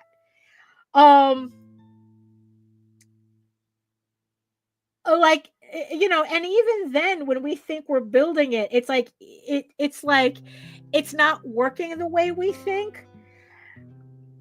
So I had to move my mailing list, right? Because MailChimp was going to raise their prices again, and I got fed up with them because I don't like MailChimp. Also, I think too that MailChimp, because it's so ubiquitous, it automatically gets flagged as spam in the Google system. So, you know, so it's like they wanted to raise their prices on me for a product that doesn't work. So I had to move my my mailing list. So what I did was I took my entire mailing list and I started and I categorized them, you know, by EGORAVEN, by Oswald, by Tall Tales, you know, so that I could cater. So I'm using a platform called Kit now, KIT. Oh, Jake says, watch me build my Guna. Ooh, I'm a Goonopolis. Ooh, I'd like a Goonopolis. And I solemnly swear to knight thee with exposure. Oh my God, I love that word, a Goonopolis.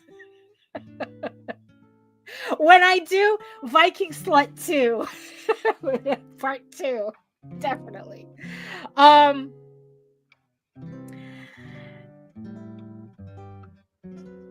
So what I realized by doing that, by really paying attention to how many people are on my mailing list, right? So this is what I found out. So, oh, that's wrong. Let's see, 6. So EGORAVEN has 600 individual backers. If I count all my campaigns and take out all the regulars and just go by Goonopolis is located north of Edgewick. And just take out all my regulars and just list everybody by individual email. EGORAVEN has 600 individual backers. But with every campaign, I average between 130 and 150 backers. So even though I have almost 1,000 individual backers, I mean, look, 600 is more than half, so I'm rounding it up. I only get like 10%, if even, pledging to my campaign. You know, every time I release a book. You know, and it's kind of crazy to think about it. It's kind of crazy to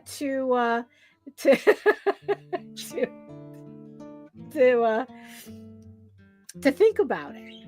You know, because it's like, you know, again, it's like, it's not that I'm that worried about it, you know, going back to the whole, you know, Jake saying, don't worry about it. You know, it's not that.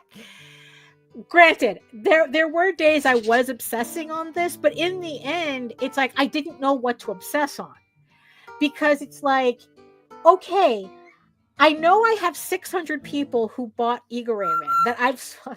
It's interesting to think of that I sold 600 copies of EGORAVEN, of various issues of EGORAVEN, right?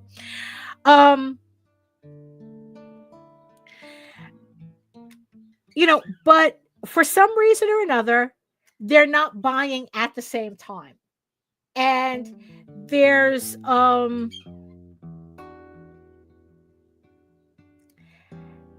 and there just comes a point where it's like, okay, that's just what it is.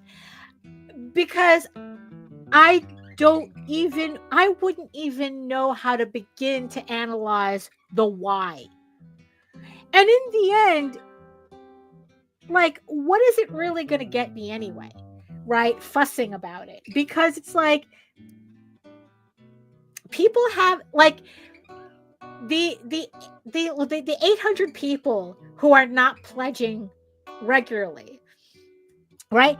They probably have 800 reasons as to why they're not pledging all at the same time. So why worry about it? You know? You know, it's like there's nothing, you know, I can't help people with the fact that they have shit going on that they'd rather prioritize than backing my campaigns. So, you know, again, why worry, right? What, me worry? You know?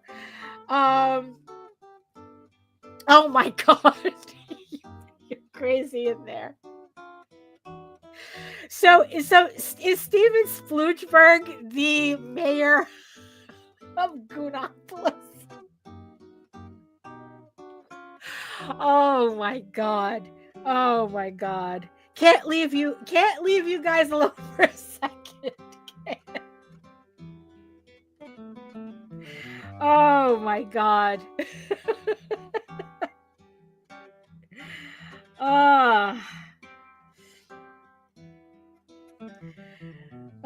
Where were we? So I don't know. So I guess in the end, it does boil down to what Jake said. Don't worry about it, because all we're doing is just driving ourselves crazy, and there's no need to. You know, yeah, Mad Magazine got mad money to defend Alpha E. Newman. Yeah, which is ironic for a parody, for a parody magazine, right? Oh, oh my god, it just gets worse, Jake. It just gets worse. Oh my goodness. But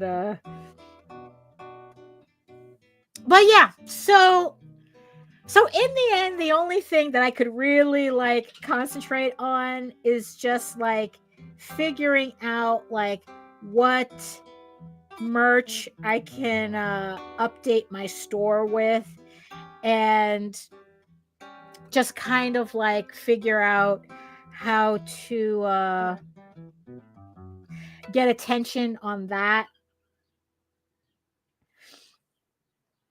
You know, it's like just doing the prints, you know, the stickers, and then just kind of like seeing from there, you know, what to do with that. I mean, honestly, it's like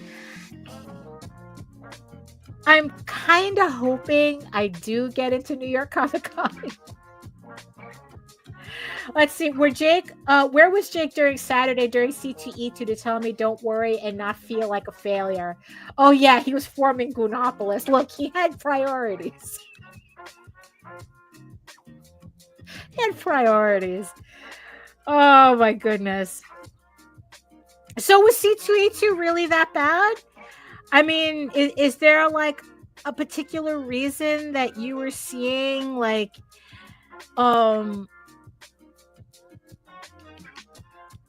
you know, because it's like I really didn't pay attention much to people's posting, you know, and it's like, you know, because it's like, you know, if the people that I mostly saw post about C2E2 were people selling like Marvel sketch covers, so I'm not really going to pay attention to their experience. You know, well, I was like, oh, of course you did well, you know.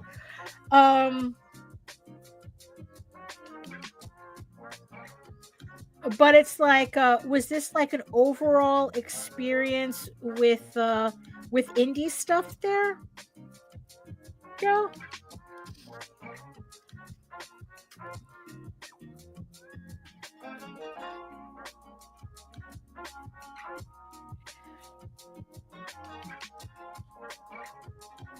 You know, because, well, but like I said, you know, I really am kind of hoping I do get into Anime NYC just so that I can start, I can like test out these products and my theories.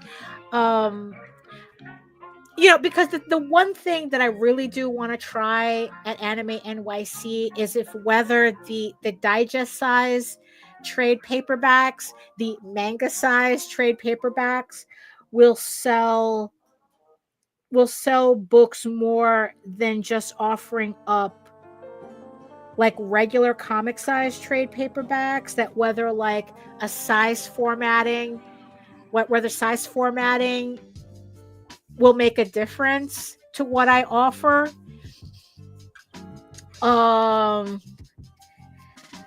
So just make sure to clean up after yourself, Jake.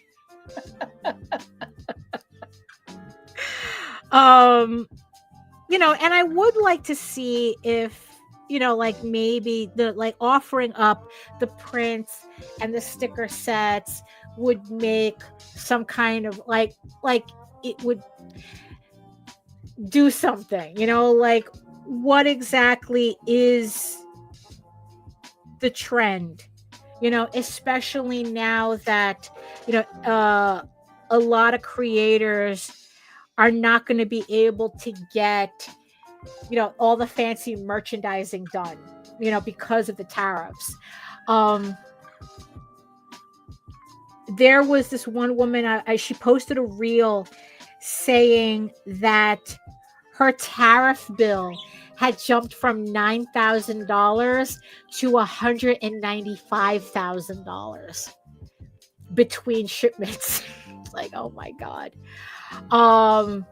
Let's see. C2E2, as far as attendance, is great, but stuff was all over the place. Not good when you're not around other like products. People got overwhelmed when they first go in and never want to commit to buy. Yeah, that's a problem with large conventions. Is the fact that they are overwhelming. You know, and I think that also, like, I know we talked about it before, where the cost of going to a convention is also daunting as well. You know, when you know, like for Anime NYC, right? If I had just wanted to go as a fan, it would cost me over $200 to get me and Jose in. And it's like, you know what? It really does make me think, what is Anime NYC going to have that I can't buy for less expensive? You know, less expensively someplace else. You know, I could just go to Kinokuniya, take that money and spend $200 at Kinokuniya. You know, I could just take that money and buy manga online. You know, I could just go to Barnes and Noble and buy manga there. Like, you know, it's like, you know, you really start to balance that, you know? And I'm pretty sure like C2E2 is the same thing. It's like, I mean, there is really something to say about a convention literally being family friendly, in the sense that it's very accessible for families to go to. You know, really, it's like, what good is a convention charging $200? Like New York Comic Con, like the weekend ticket is $200. Yeah, you're spending $100 before you can even shop. You know? You know, so yeah, and then it's like I get slightly more convinced by time that conventions are for people with dumb money. I unfortunately, I kind of think it's more convention. The more conventions get owned by corporations, the more these companies are just going to try to squeeze out as much money as they can from both ends, from both the retailers and the creators who buy tables, and from the door. I mean, it's like, in the past, it used to be the convention would make their you know, they would charge, you know, kind of like make their money on the tables and then charge a nominal fee at the front door, and that would be their profit. Like, they would have made even, they would have broken even on the tables. And then the front door fee would be extra, right? But now they want to make profit on both ends. You know, and I think that's kind of like the bigger, I think really that's the moral of the story. You know, corporations ruin everything. Large corporations ruin everything. Although unfortunately, small conventions are the same way too. Like, there's a small convention that they hold like every couple of months here, that it's freaking $300 just to get a table. And it's like, what the fuck? Why is your table $300, right? And then, like, we weren't able to go this weekend, but there was a show. It was called the Pin and Patch Festival, or the Pin and Patch Con, where it's literally just that, pins and patches. And they also like specialized in collectible sneakers and collectible urban clothing, that type of thing. And they were just charging, like, if you bought the tickets online, they were $5. a person. But if you bought at the door, it was $10 a person. And if it wasn't for the fact that Jose had to do a live stream, we would have gone, because Jose was like really curious as to how is it they're able to charge $5 for tickets? How is it that even at the door that they were charging $10 per ticket?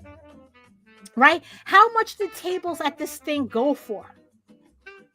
You know, are they still charging $300 a table? I mean, it's like, you know, how much do they rent the space and this, that, and the other thing? Like why is it that a pin and patch convention was significantly less expensive than, like, say, going to Mocha, where it's like Mocha is like $40 at the door per person and tables are $500 each? You know, and they're also, and Mocha is supposed to be this indie, whatever they are now, because they're not comics anymore. You know, and, you know, and it's just like, you know, yeah. So it's like when a convention is like that, it's like, it creates a weird ecosystem, you know, that it's, you know, and then it's like, yeah, it's like, it's very expensive to get in. And, you know, it's bad enough that people aren't curious about art they're not familiar with. Right. And it's like, and they only stick with what they know.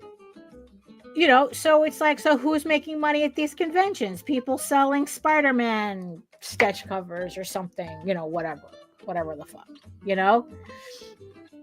They're selling, you know, and also, you know, not for nothing. That's something that I'm going to start offering up on my store too. I had a stack. I found a whole stack of original art bookmarks that I had done back in the day, like in 2012. And I still had the originals for them. And they're all fan art bookmarks. So what I did was I fixed them up, and I have like these bookmark sleeves, and I made them look really, really nice. And they're all one of a kind bookmarks, fan art bookmarks that I'm going to be offering up on my website. I'm going to bring to conventions. I bought some bags, and I'm going to like make them, you know, brand them up so that they look nice and whatnot. And I'm going to be offering those, but I'm only going to be doing fan art as original pieces. I'm not doing prints of fan art anymore. I did that already. Didn't like it. Original artwork I can tolerate because they're one and done. Joe says small show can be as bad depending on if it's a pro local talent and vendors. If you are not a guest, the crowd they curate wouldn't support unless you worked on something they know. Yeah, well, that's part of the audience not being curious anymore. Let's see. Jake was saying cons then sound in long term a logistics nightmare the more corporate it gets to be in the black. Yeah, it's kind of it's almost like, you know, whenever, you know, like one of these hedge funds buys up a company and then like loots it for parts. Right. And then they try, you know, and then like saddle the shit with debt, so much debt that the company has to go bankrupt, but they're still making their money. You know, and it's kind of similar to that, where it's like, you know, these corporations buy up conventions, right? And then it's like they jack up all the prices because they can't. Oh, now they have to make up all this money back. You know, they have to make up the money that they spent buying the thing, while at the same time destroying what made the thing that they bought the thing that they bought. Oh yeah, it's like Daphne broke out the laminator. Yeah, because ever since the tariffs, that video of mine on how to make homemade bookmarks, that video popped after the whole tariffs thing. It's like everybody's going back to like I was hearing that too, where people are like going, oh, I'm you know, everyone's digging out their laminators and, you know, and it's like they're button makers, you know, to do that shit themselves. Lou says, when I used to do cons, I began to stay away from the ones with the high celebrity count. There wasn't any money for artists due to VIP packages costing $500 to $1,000. No, we've seen it in person. There is nothing like having a guy in front of you fuss over the price of a $2 comic when he's wearing a $700 VIP badge.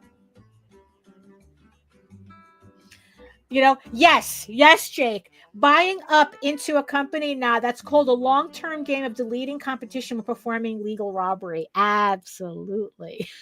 Absolutely. You know, but it's like, look, simultaneously, like I said, I hope I get into Anime NYC so that I can use it as a testing ground for some of the things that that I'm planning. You know, and the thing is, just because it won't work at a convention doesn't mean I won't still do it. It's just that sometimes you need to have a little bit of real world interaction to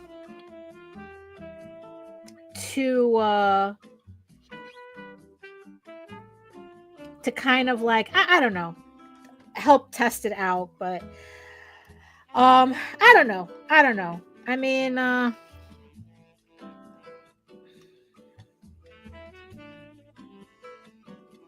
I forgot that part.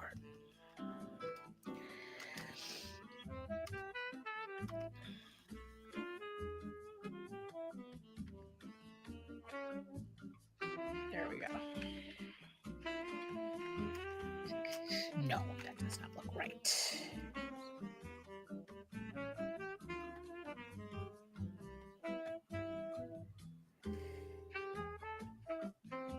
Okay, probably because it's not. All right, that's okay. Okay. Oh, let me do that.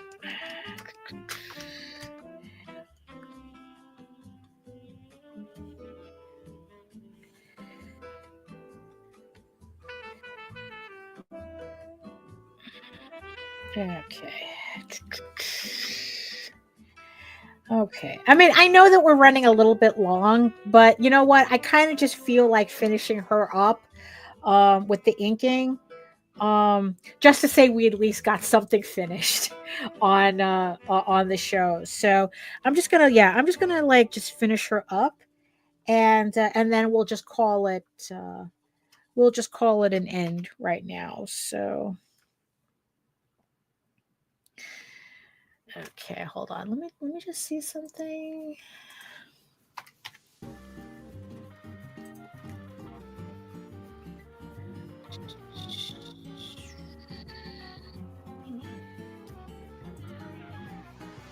Okay.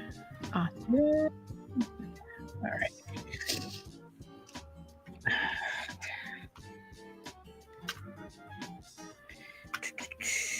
Okay.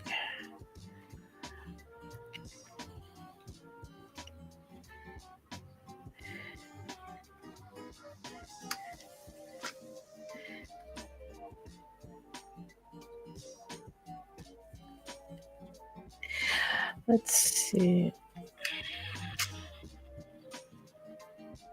Also, I have to remember to keep her on a separate layer because she's the one that I'm going to take and make into a separate sticker. That goes with the print.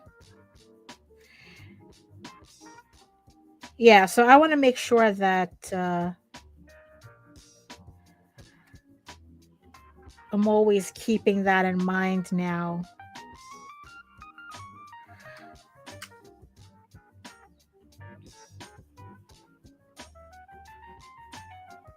Because that was also another thing that I kind of had a thought that that maybe like instead of like offering up stickers individually, like make it part of a set so they get both the print and the sticker, because then that way I don't have to deal with those products individually.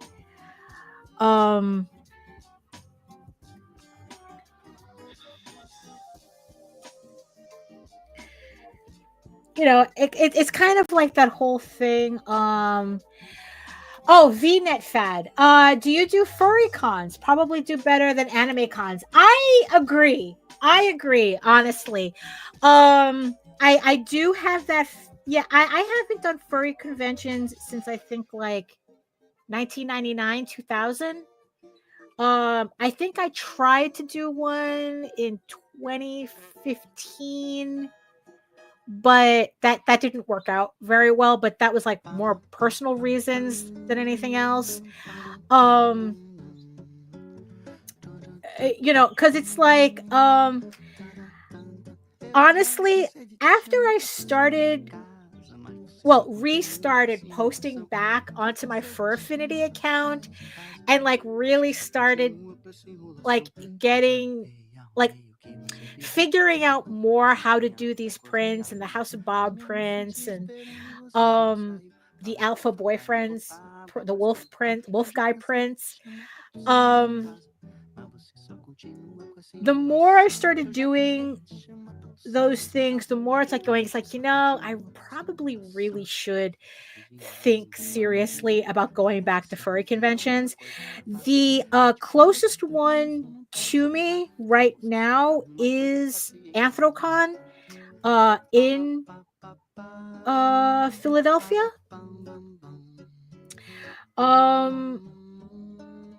But I haven't committed to anything yet concerning that.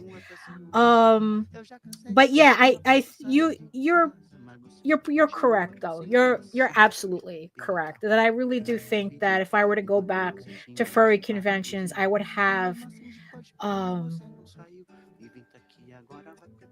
better luck there.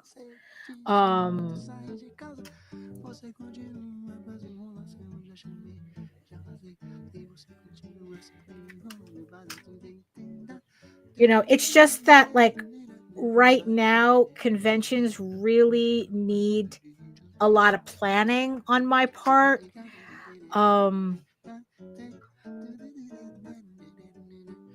So right now I'm trying to keep conventions really close. That's why Anime NYC is you know, on the list.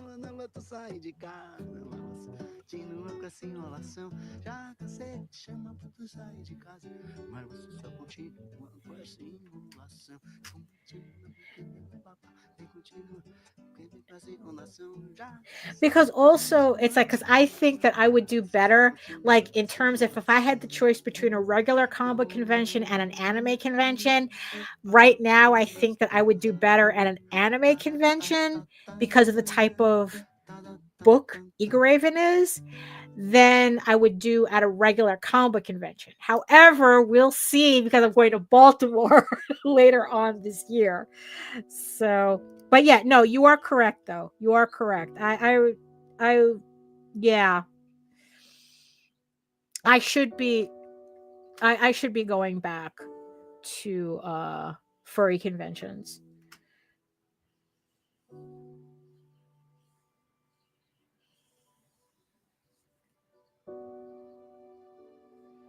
Let's see. So where are we here? Okay. Oh, I forgot her tail.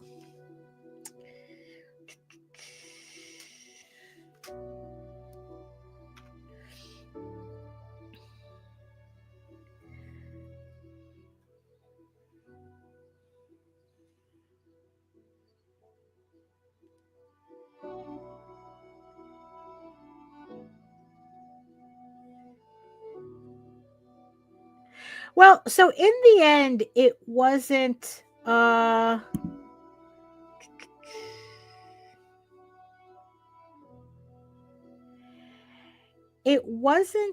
piece that it wasn't the work that I was expecting to do today, but I think everybody was right though. I'm going to be ending up grinding on issue 11. So why start now?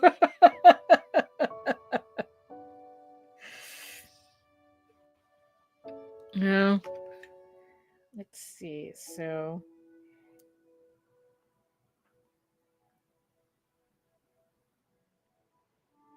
yeah, okay. I think that looks good. Oh wait, I forgot here. I can tell here is not complete.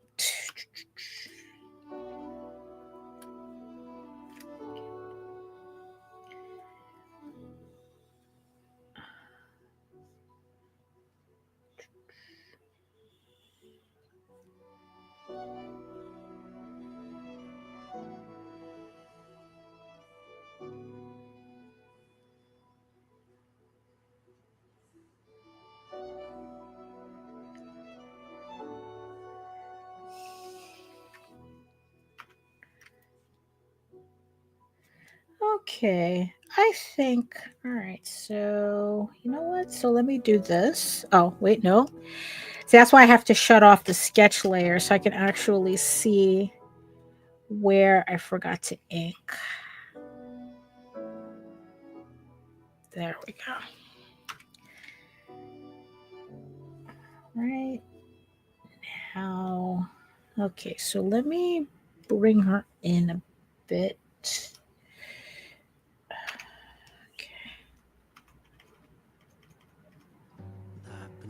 Yeah, let me do that. Okay, much better.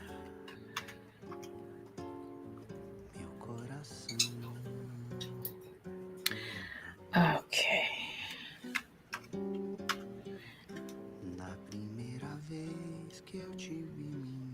Okay. Let me just set up this.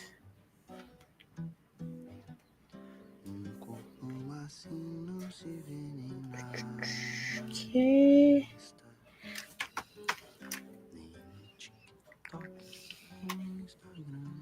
Let's see how this looks.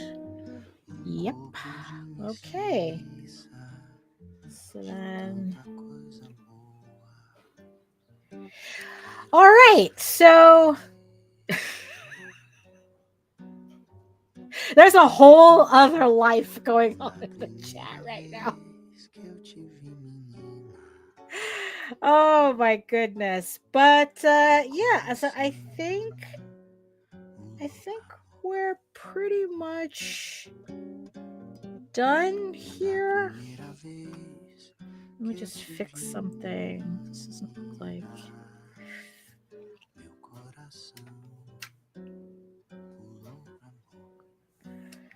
Ah, okay. Let me just get rid of that. Okay.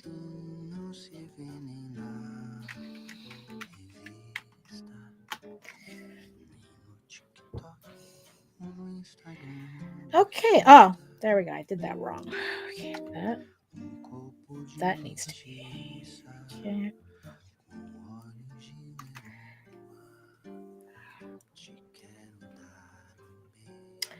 There we go. I think, okay, so I think that's a good start. You know how it is. We never finish anything on this show, but I think that came out good for what we're starting with. Like I said, what I'm going to do is I'm going to ink in Mr. Met separately because I want to keep her separate so that I could use her figure as the corresponding sticker for this print. Thank you, Joseph. Thank you.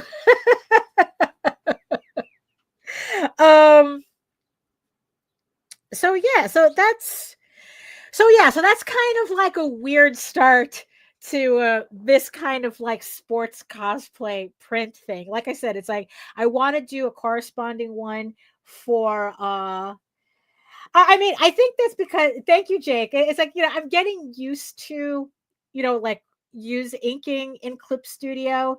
Um, so yeah, well, actually, it's like for the amount of issues that I've cranked out on Clip Studio, it's like I think I'm finally getting a hang of what exactly um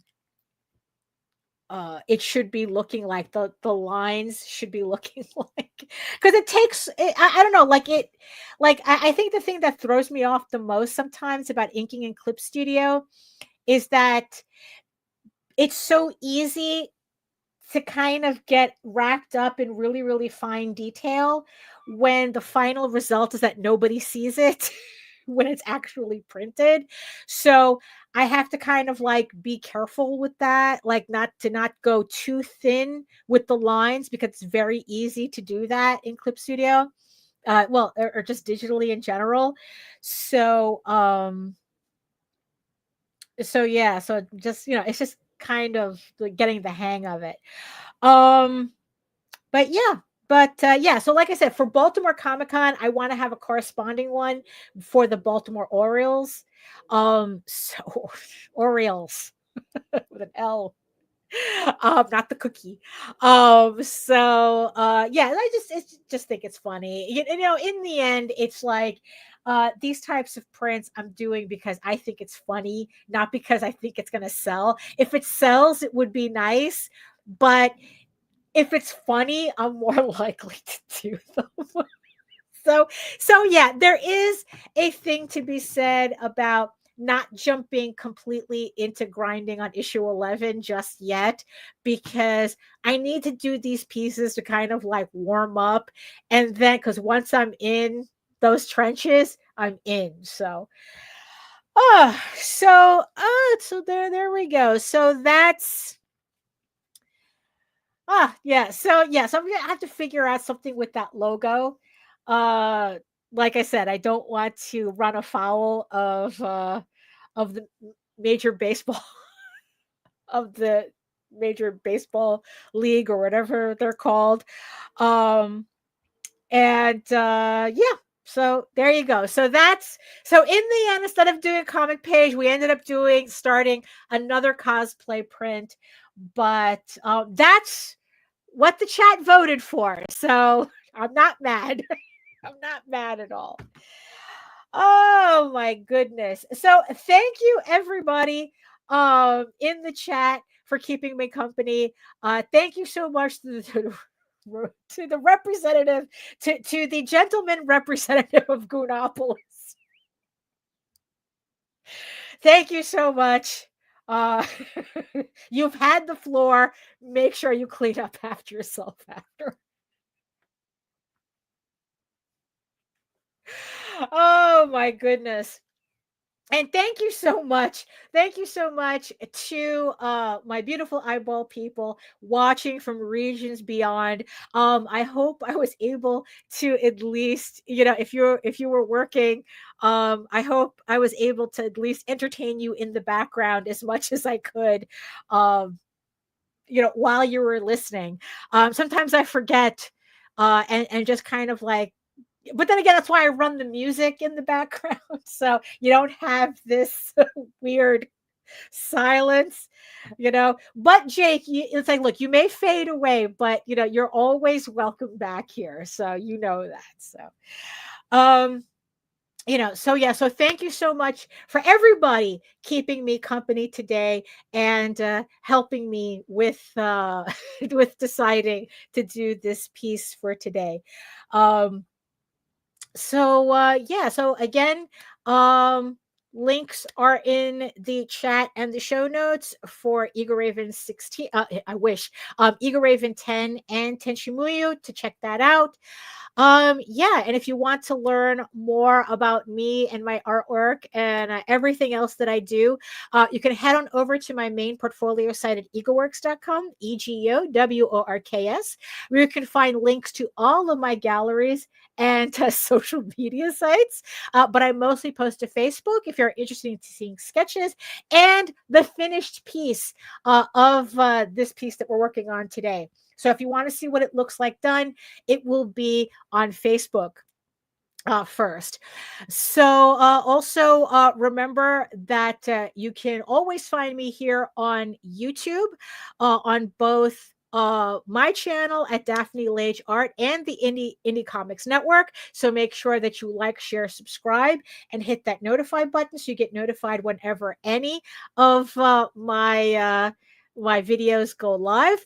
And yeah, and join me again on Friday for the Raging to the Vlogs show, and pretty much every alternate Wednesday for another edition of this live stream. And then it's like and then we'll see what else we're going to be working on then.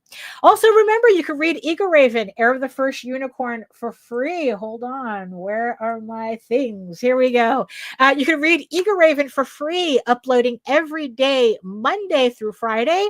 But if you prefer your fantasy to be more of a furry Lord of the Rings adventure, you can follow the link over to Tall Tales. That's TAILSonline.com. And not only can you read the first 20 issues of Tall Tales for free, but you can catch up on the latest story arc, Tears in the Mother, which is also currently uploading Monday through Friday. Also, if you prefer an easier way to read EGORAVEN and Tall Tales, both of my comics can also be found on Webtoon.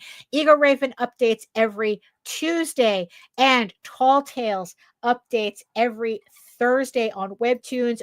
Both comics are updating with issue 5 right now on Webtoons, so if you want to check that out. So thank you so much, everybody, again, for joining me. Remember to be better today than you were yesterday, and be better tomorrow than you were today. That's all I got. Thank you, everybody, again, for joining me today for this live stream, and I will see you next time. Bye.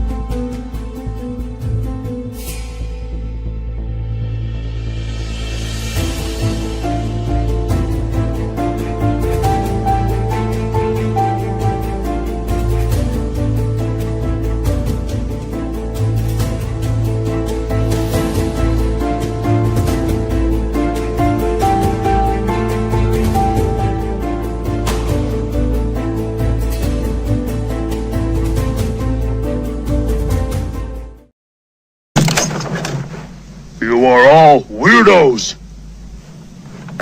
Ugh.